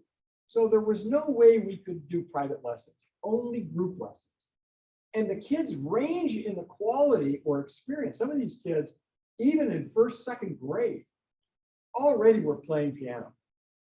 And they're in a room with kids that didn't know a keyboard from a drum. And so therefore, you can't mix the experiences and have them all in one class. We tried very hard to say this is a beginner's program only, but we got kids that would have 12, 18, 24 months. And it wasn't fair to the kids or parents or the teacher. So we have a mismatch, but there's a structural problem in the program. We wanted to have one after-school program. The priority has got to be academics. The priority has got to be language, math, science, whatever the academic work is that the kids need help on. That, in my mind, is why they're here. But in between, we should have classes in music and or dance. And what happened was 2 programs were created. There was a Wonder Kid program, pay that fee. And there's an arts enrichment program, and you pay that fee. And you were forced to choose between this one or that one. And you always ran into conflicts. There's a language, my kid has to take the language class. Well, the reason we created multiple classes over multiple days. So on Monday, you might have a 2 o'clock piano class. On Wednesday, it might be a 1 o'clock. On Thursday, it might be a 3 o'clock, so that parents could mix and match. But when you do 2 programs and you have separate fees, it drives you crazy. There is confusion. There should be confusion. It's a crazy system. One system. It finally molded into a single system about halfway through. This is like the 4th iteration. There is a question as to why was OCMD being paid first, and then it's IIA, and the board's going to ask that same question. I'll give you one quick answer, and then we can explore it further. We had to do it because the district required it. And they didn't see it coming. The board didn't see it. The administration didn't see it, but it hit. And so our teachers had to switch to become IIA teachers. And our role was to manage the process.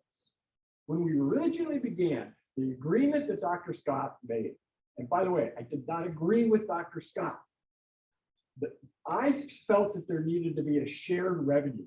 between IIA and OCMD. Dr. Scott, he did it for the, bless his heart, did it to help OCMD. We didn't ask for it. We didn't want it. We wanted to share revenue, pay the teachers and share the revenue.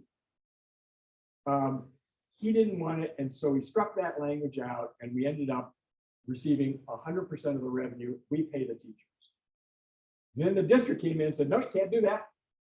So the teachers became IIA teachers. But we had all the money.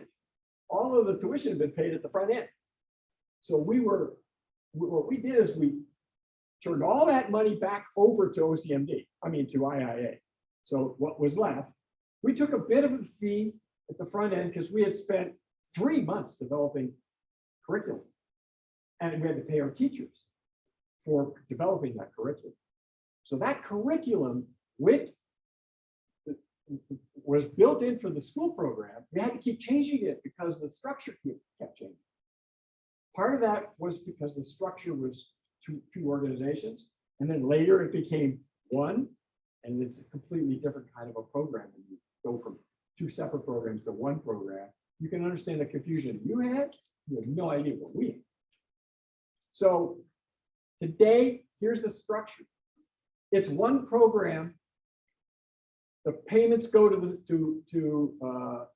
IIA, and under the first semester agreement, whatever is left after the teachers are paid and reimbursement for administrative time, we come to OCMD. We have set up a new agreement. 40% of the revenue is for this semester goes to OCMD. 60% of the revenue goes to IIA. And with that, they pay the teachers. They cover Cara Gallardo's compensation and any expenses. Yes, it's been proposed 3 months ago, and I understand it's at the word. It's been agreed that there would be that kind of split. We haven't looked at 2022, 23. We want to sit down with Dr. Watson and understand if you even need OCM. We can create and have created what we think is the right program. And if you build a structure where the in-school is properly allocated enough time to make it meaningful, if you do that, I don't know that you need my school. We're a nonprofit school. We don't make a dime in our own personal pockets. We're in the business of teaching kids. As I said, 54% of our kids can't afford to come to my school, and we're paying them. We have $500,000 in scholarships that we pay. So there's nobody making a bunch of money here. We don't make a profit ever. If you ever know what a nonprofit school is, you've seen one. It doesn't make a profit, can't make a profit if half your kids can't afford to pay. So understand, there's no self-interest here. We're here at this school for one reason only. This is an amazing place to learn language. You think it's only a dual immersion. It's not. It's a triple immersion. Because music is a language. If you understand the language of music, you can speak that language all over the world. We have relationships all through China. The major conservatories in Beijing, Beijing Central, Shanghai. We have a sister school relationship in Xiamen. We have relationships in Korea. We should have more than one relationship in Taiwan, and we have relationships that we're building with the Vietnamese community. We are a multi-discipline school for multi-cultures. I think music is crucial to the well-being of the children. If I didn't think that, we would not be here. We don't need to come here. We have our own school. We teach in 5 schools in the districts, 5 Title I schools. You know what a Title I school is? Judge certainly does. Every kid gets free lunch because of their economic status. Hmm. We send our teachers to teach in those schools and we pay them. We don't make a nickel off of those schools. It costs us to pay our teachers. But you're getting teachers with bachelor's, master's, and in some cases, doctorate degrees in music. And we're paying for it at those schools. That's how much we believe in this. So I want you to understand our motivation is simply this. We want these kids to get the joy of music and dance. It's not just about fun. This is about development of their brain and their body and the sense of fulfillment they get when they learn to dance. When they have learned to play the clarinet. So with, just leave you 5 quick answers to questions that came up. Do I have 5? Do I have a couple minutes? They're probably the same questions we All had. right. So if you want to tackle them I'm gonna fire in it short up. order, you've received them and I've received them, and it's really great to give clear answers to those. All right, Thank thank you. you. Thank you very much. Great. Thank you for sharing your passion and the breadth of what Orange County Music and Dance does in this area. I do want to say we've not been equal partners in this first year. We've been clunky with our parents with the payments at the beginning. We apologize for that, but you've painted a compelling vision again of what we had originally. So share the answers to those 5 questions that came from parents. Every time I think of how we started. And then we're gonna do board comments. If we would. I get, my stomach churns as I look through all the things that we went through. There was pushback because we had different visions of what we were trying to accomplish. But there was no acrimony.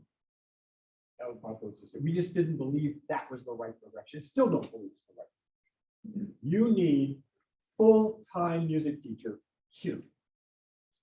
You need to hire a full-time general music teacher. And usually that is somebody who has an advanced degree in music education, but they're not necessarily experienced in teaching string or percussion or brass. Many of them are voice teachers because the early years of learning music is really about voice. With voice, you can learn to read and you can learn to interpret and you can learn tempo and pitch. You can learn a lot of things with a general music program. And Principal Chong visited a school that we were admiring because of the quality of the music program. And he understands, I think, exactly the kind of a teacher that would work well for a school like this. Second, you've got to have at least 2 hours, 2 class hours, which is probably 50 minutes or 45 minutes every week, at least for grades 3 and up. Earlier grades, 30 minutes, fine. The little ones get bored or antsy. The first graders can take a little bit more maybe, but extend the music time for the younger kids, make it every week. Third, you need a dance program. This is a lousy place to dance. No dance teacher would want their kids to dance on this kind of flooring. And it's even worse when you're on the hard floors. We talked about helping your school, IIA, do a Marley cover on top of one of the empty classrooms. But we're not allowed in those classrooms because the district kept control over it. Maybe that will be released. Maybe you'll have the ability to use an empty classroom, but the kids love dance. And every kid can do it, no matter what size, what age. Little tykes, our kids are 18 months. And we do mommy and me times. We know how to teach young kids. I really urge you to think about it. And the last, my last point for the board, these are all really board issues. Yeah, these are the recommendations. These are that my you've, recommendations to you. The We're last taking one notes. is, our teachers felt isolated, disrespected, and ignored. There was clear jealousies, clear battles between turf, clear misunderstanding of responsibilities. Our teachers come here for the first 6 to 8 weeks of the program. I was here every day, and any day I couldn't come, Walter was here from the moment school ended. The classroom schools ended. And we spent all afternoon finding kids who were running around. Literally, they were literally running here, running outside. When the school class, academic class was over, they all went out to play. They're supposed to come into their music class. We had to find them, and the classroom teachers for the first 6 to 8 weeks didn't do a thing to help us. When we go to ask where their students are, they would say, they're out there. And so we spent half of the class hour finding the kids. Finally, they hired Kara Gallardo, fantastic woman. Her heart is in the right place. Now there's 2 of us chasing kids. She goes to the right, I go to the left. And it takes us the same amount of time, except we're doing it in a little more efficient way. Finally, they got teacher aides to help. The kids now know kind of where they're supposed to go, and they're a little more accommodating, but the discipline was missing. The school to the homeroom teachers I watched great discipline on the kids in the classroom. They come in here and they think it's playground time. And they're running around, they're running to the bathroom. I gotta go to the bathroom. And when one goes, 5 go. Doesn't work. The teachers have to work together. We're asking for your teachers, with your encouragement and the principal's encouragement. I think they were reading this, I don't believe in this program from the principal. And I don't think that's what he really felt, but it was coming out to the teachers. Please. Just real quick. Let me finish, because otherwise. It took a long time. If it's after school, why is it the teacher's responsibility? Just real quick. If it's after school, they're off hours. Why is it their job? It's not their job after school. But you just said. But there are teachers that are here with students. And during the school day, whether the teachers are aides, they're in different classrooms. So the bell rings, they all go outside. Right after the school day is over, that's the worst time because they are all scattering. So that's the time when the biggest delay was created. After that, it's a little easier because a lot of the other kids left and the first group leaves afterwards. It got better and better by the 4th hour. No problem. When he's referring to teachers, he's referring to the after-school teachers who are part of the Wonder Kids program. Some of this, let's continue that at the Orange County invitation, for parents and PTO.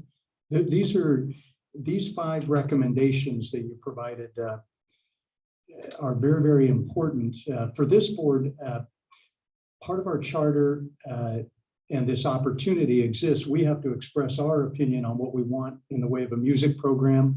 And of course, trusting that our executive director, our principal will reflect back the right balance, because you articulated very well that our primary mission here is the Mandarin English immersion. And we do know in the early years from Principal Chung that there needs to be remediation in the afternoon. And yet this is an opportunity that, as you said, introduces multiple intelligences, the 3rd language, if you will. It's such an opportunity for us here that we wanted it from the beginning, but we failed to implement, and we're hearing you loud and clear.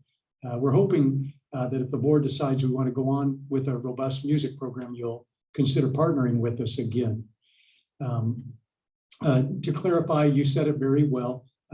Direct answer, the reason that we received monies initially for after school with Orange County Music and Dance was they were providing the teachers. Then we discovered that in our lease here, only employees may conduct education in the after-school program.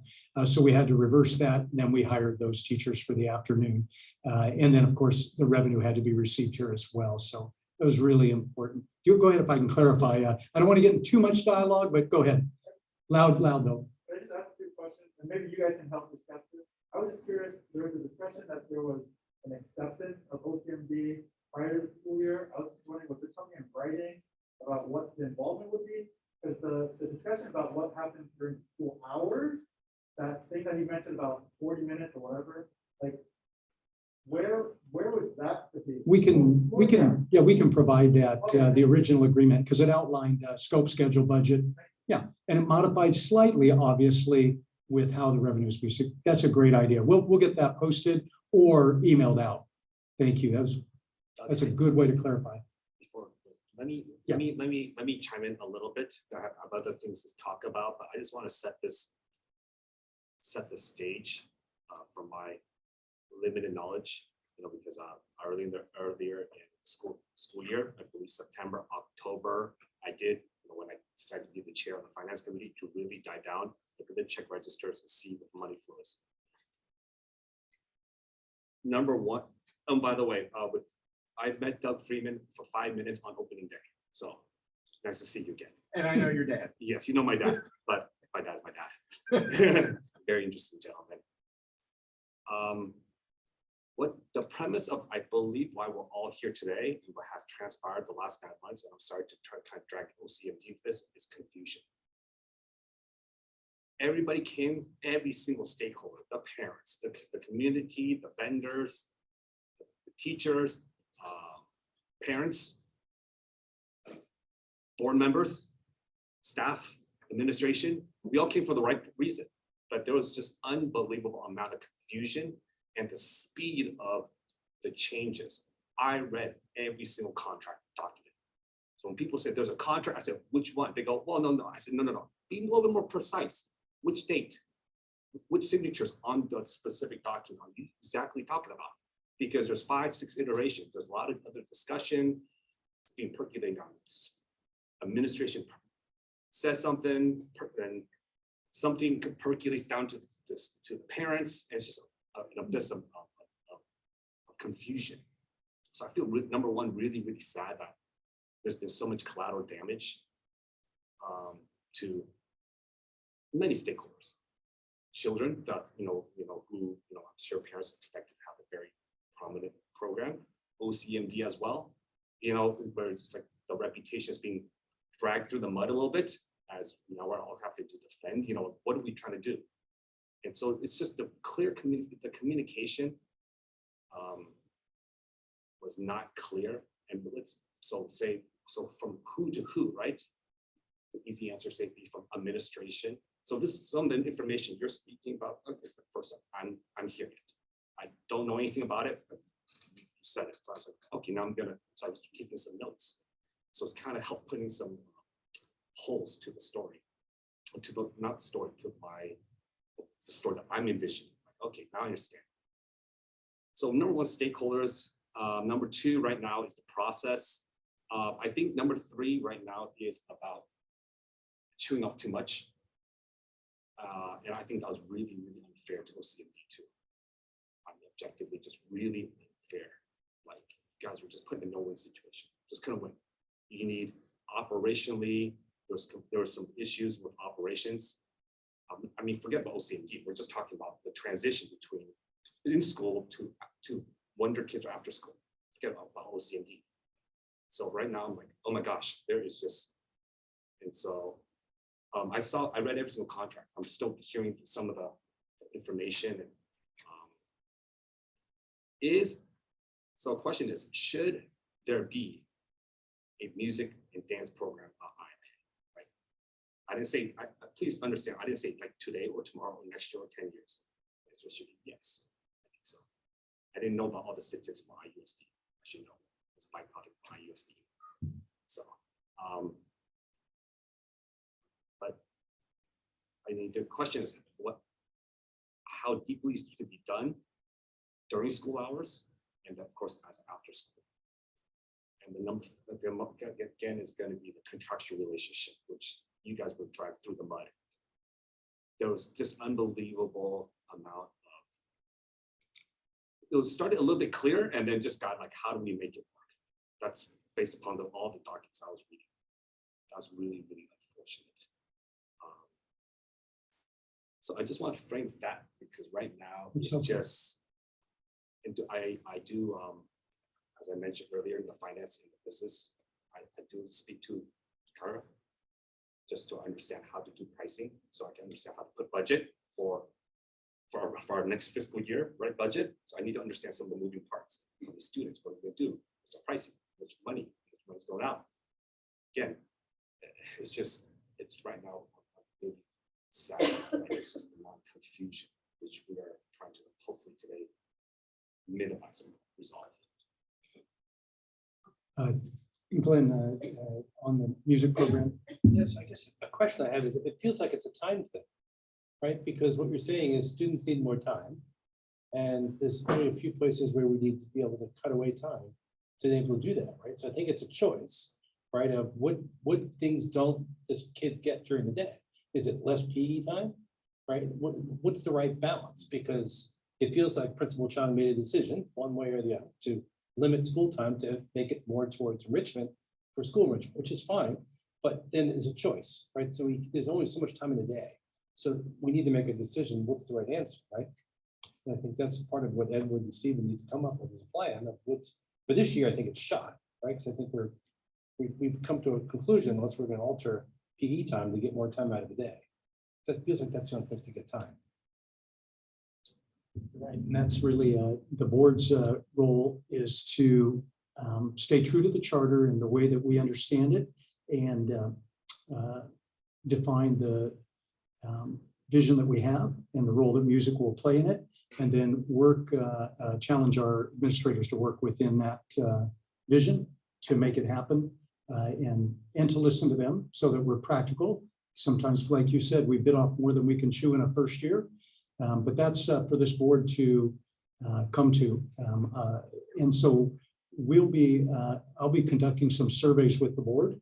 And then by the next board meeting, we'll come back with a policy. We'll survey also our principal and executive director for practicality. But I'd like the board next meeting to have a policy set on where we want the school to be with music. We're gonna, because of the late hour too, we have some flexibility with our agenda, but before we move on, Brett, you were able to make this initial vision come about because we didn't have budget money for it, but we were able to obtain some grants through some stories you shared about the new school. Would you just, for the record, just share again what was able to come about through the Larry and Helen Hogue Foundation?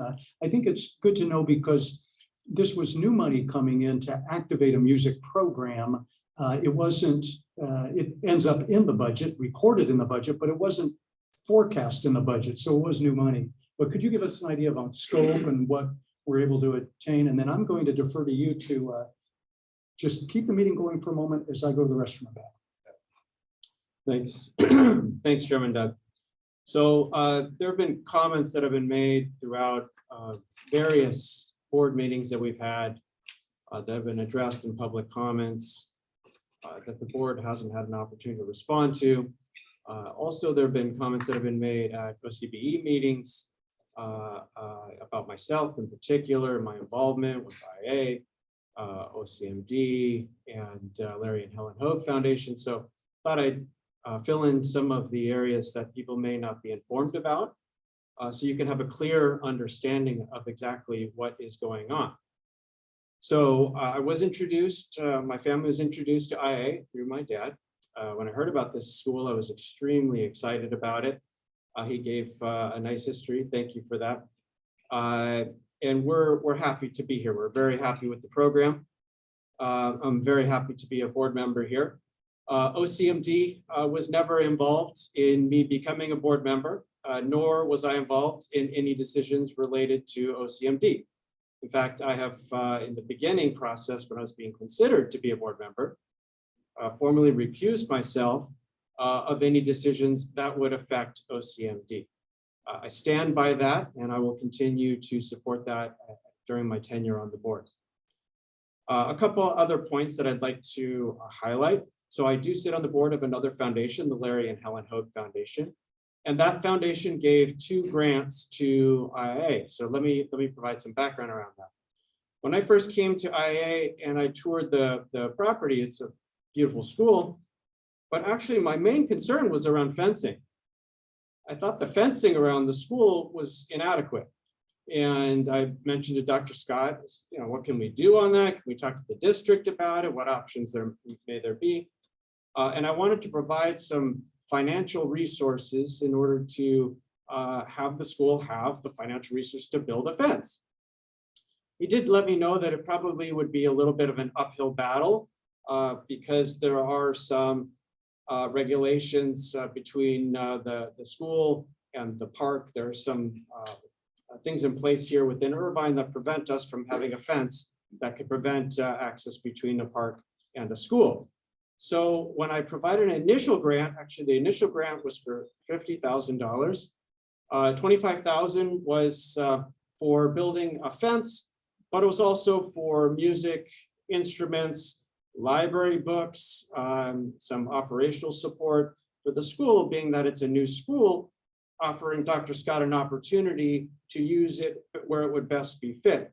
I did mention to him that the interest certainly would be in the fencing, but I understood if we couldn't support that, that maybe you could fill in other areas.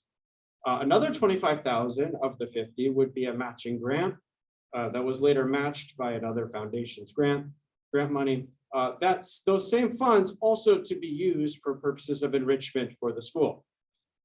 $0 of that, $0 was ever to be spent to OCMD. I don't have any involvement with OCMD other than being the son of the CEO, which I'm very proud of. The second grant of $71,296 was made to the school in November of 2021. And this was really provided based on the feedback that I heard from parents, from teachers, other stakeholders of the school that said, we really need more teacher aides. So I really take this to heart. I do have a child here. I think providing more support for the classroom is critical. And at the end of the day, I want this school to be extremely successful. So I wanted to support that with that effort. To provide teacher aides, we have the support of the PTO through some of the funds that they provided as well. I also included support for the jogathon. If we didn't hit the target at the time, there was going to be some prizes for all the kids to help hit the target to fill in the gap so that the kids could get some of the rewards. But we ended up raising enough money anyway, so that wasn't necessary. Also, the funds were to be used for the library and books and related things. So at the end of the day, the grants were used for the betterment of the school, and they were to be used at the discretion of the school. Now, there have been a few board meetings where parents have decided to provide their opinions about how much has been spent on a piano, on a tuba, or the like. You get where I'm going with this. And though I totally respect your opinions on it, and you're welcome to voice your opinions on it, that isn't taxpayer money. That is a private donor money that's been provided to the school, and it really is between the donor and the school in terms of how the money is to be applied. In this case, I wanted the school to have more liberty and how they were to use it, because I'm not going to tell you an $800 piano versus a $5,000 piano is going to be the best thing for the kids. It's really up to the administration here to decide. It was also included in the PTO survey. Some of you may have noticed that. Was $26,000 used for the purchase of instruments a good choice of money for the instruments? Once again, respect your opinions, but it's between the donor and the school. For those that are interested, I have copies of the grants. And the last point I'd like to make, really is one I take to heart. In the fall of 2021, I led an investigation that was made by a parent based on complaints by a parent. And the parent had alleged a series of things, of which I've reported out in a prior board meeting about the results of that investigation. But one of the items that was addressed in the complaint letter was a questioning of the relationship and the payroll practices between IIA and OCMD. And the truth of the matter is it wasn't included in the investigation because it was already being addressed between the Charter Schools Fiscal Oversight Committee, IIA, and OCMD. That's the reason why we didn't investigate it, because it was already being investigated in a separate investigation. So that's why we didn't report on it. That's why it wasn't included. I appreciate the time to listen to me and understand. And I hope moving forward, if you have a question about my involvement in whatever it may be, just ask me. I'm happy to answer directly. Thank you. Good discussion, and we've got more to do on music, and we'll get to that. Our third item, I'd like to actually table. There's one, thank you, Orange County Music and Dance. Thank you. You've been gracious with not only your time tonight, but the entire year. Thank you, Douglas and that team.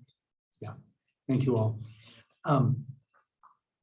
The third item is our independent study policy, which is in our charter. It's also has guidelines from the Department of Education. I'd like to table that till next time. To the one parent who might be watching, we are considering it, and we're looking at the latitude we might have to make some particular exceptions through our executive director as needed by parents. But right now it stands at 15 days. Following that 15 days, you'd have to exercise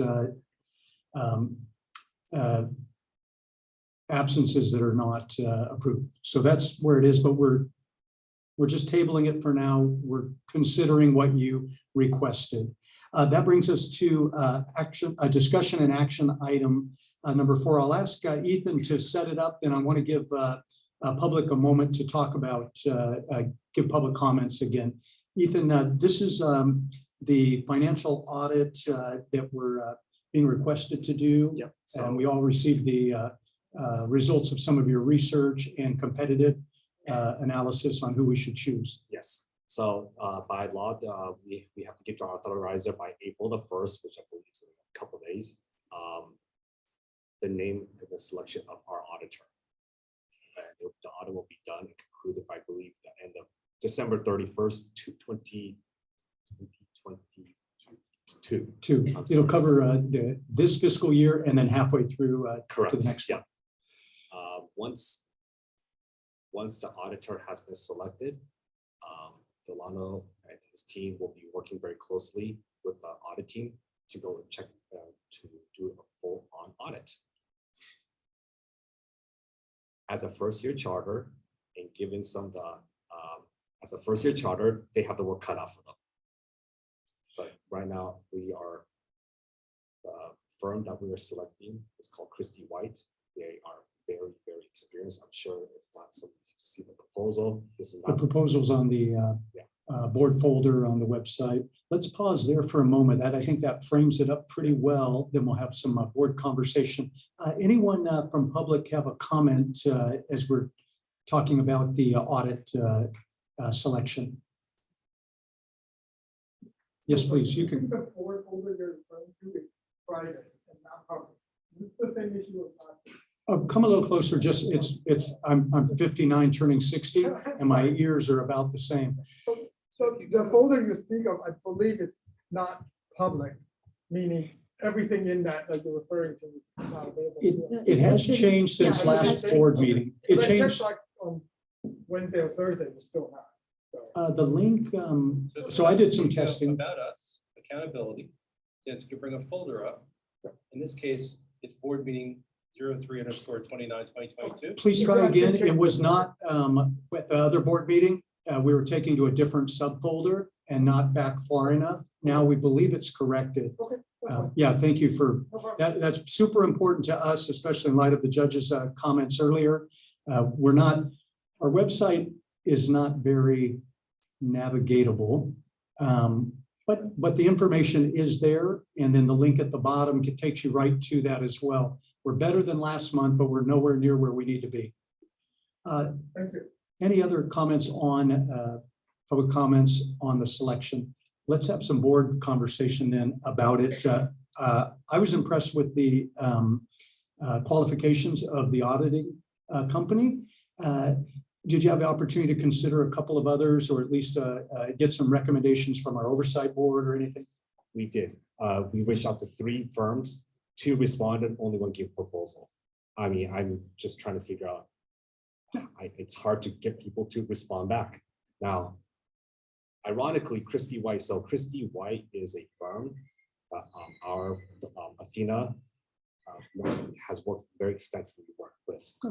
Also, I was cross-checking, the fees is actually quite, they're giving us a savings. Ballpark, what do you? Right now, it's good for people to know. holding to about less than $10,000. Okay, so our audit is under $10,000 Plus tax filing. and a tax filing that they'll handle as well. Wow, that's great. Under 10,000. And again, this is only for 1 year. They did give in their proposal, they also gave a 3-year pricing if we choose to continue. So at least there's no continue the song and dance next year. No threshold for. To give you some idea, this year they're proposing on $9,700. I'm rounding a little bit. Next year, $11,000. And then fiscal year 23-24, $11,300. Okay. So these are very, I mean, I think this is very good firm, not only for reputation, but clearly it's really important that Athena, as we all know, the resumes can speak all they want, but it's about people and making sure it's going to get done correctly and on time. Just so for public record too, our financial policy allows decisions under 10,000 to not be competitively bid, but I'm glad you went out at least to survey 3 companies, and it's a best practice. And I thought, especially with the acquisition of the computers, it was done very well and right. And that was a large acquisition that certainly exceeded the 10,000 threshold. Glenn or Miller, any thoughts or questions having read the proposal? No, the proposal makes sense. They went through a significant number of charter schools, right? They have on their proposal, it's close to 30. 30 charter schools Just that on a you work chart, for? and then also elementary schools along the way. So I think it's completely fine. Very much in line. Brett, any, I'm fine if we want to try them out 1 year and see if we like them, and Yeah, we'd have to limit it to the first year. At this time, if they give us a clause to exercise, we'll do competitive bid to get the best price. But yeah, Miller, any thoughts or questions about the audit firm? Fully supported. Very good. Thank you. I'll ask then for a motion that we contract with this auditing firm that's been recommended, and who'd like to make that motion? Ethan motions. Okay, and I'll second that. Ethan has the motion. I have the second. Let's do a roll call vote. Miller, do you approve? Thank you. And Glenn? Yes. Doug is a yes. Brett Freeman? Aye. And Ethan? Yes. And Dr. Smith absent, but all eyes to that. Very good. Wow. Well, I want to, we're heading toward just any board recommendations for our executive director or comments, as we've heard from the public, and praise and early support for him. Board, any recommendations, Glenn? So Dr. Watson, can we get the website, an external company to help do the website for us? Yes, I'll reach out to them tomorrow. Okay. And then there's a couple of sites that are really good that we can just leverage their templates that we've seen, and I think We have, and I know it's Pittsburgh. it's been on our list and it just hasn't gotten done. So we need to get that. so I can provide an update. Oh, So there are the quick fixes for the website, which we should be doing ASAP.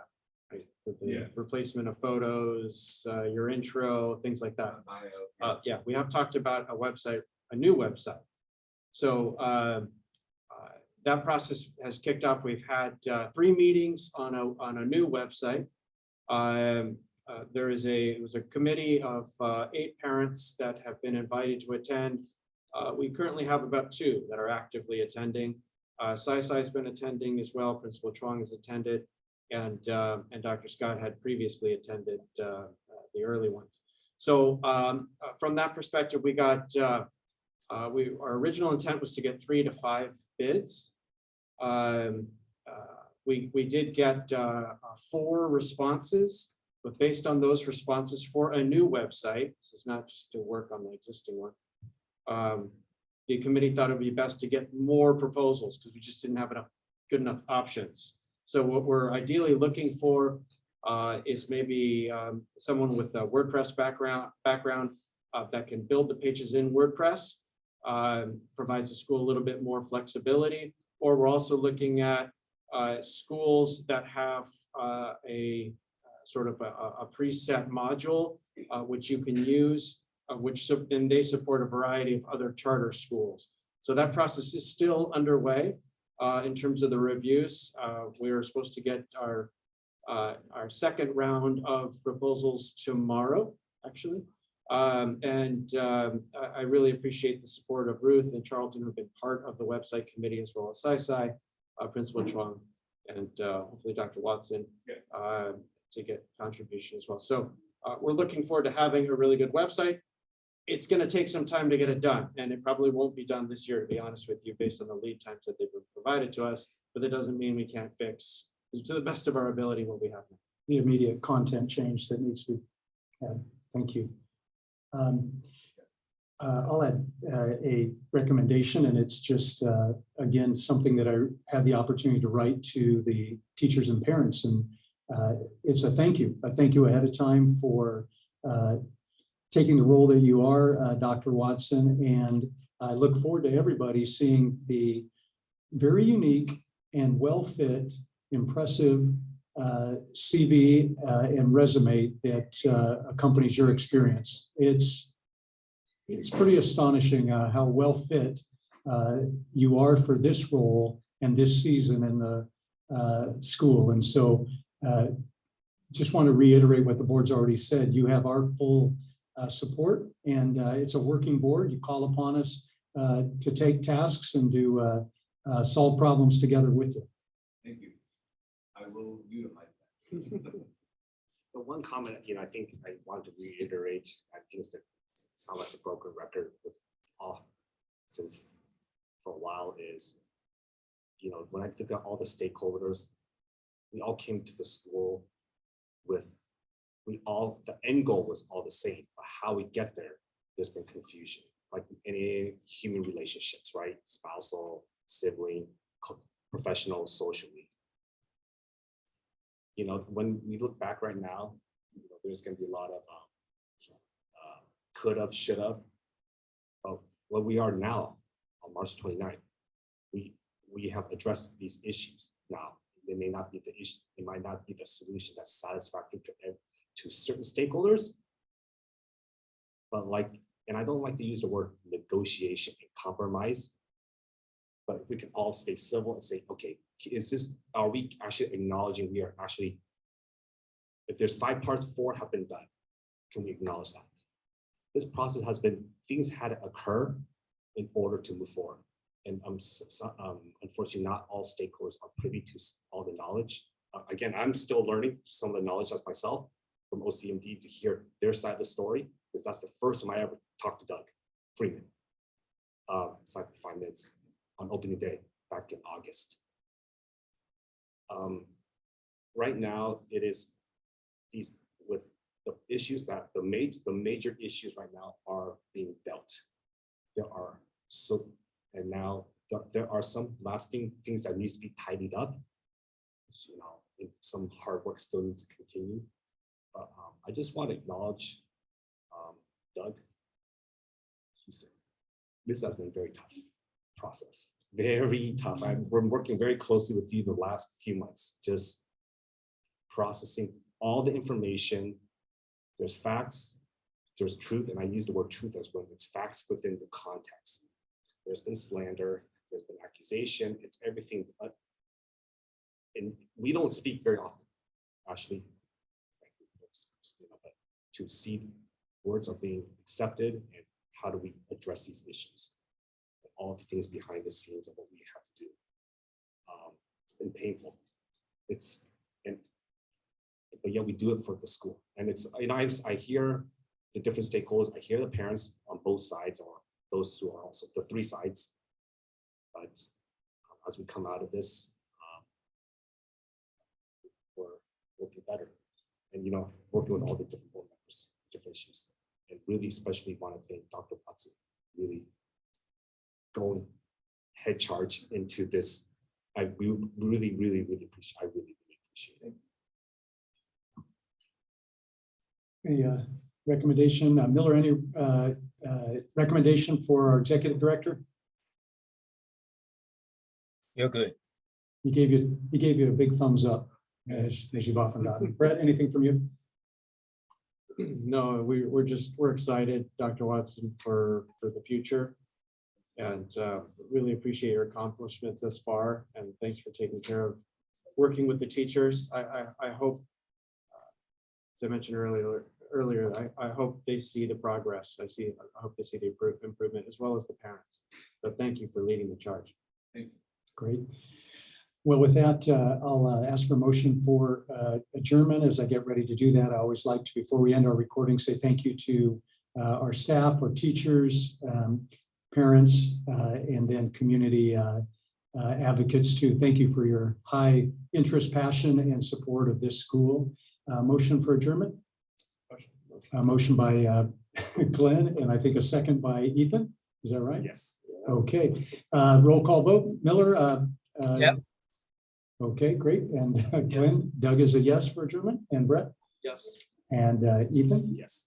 The meeting is adjourned. Thank you, everybody. Mary Beth, thank you for everything, and let's end the recording. Thank you, Mary Beth. Thank you, Miller. Bye, Miller. You want the folder?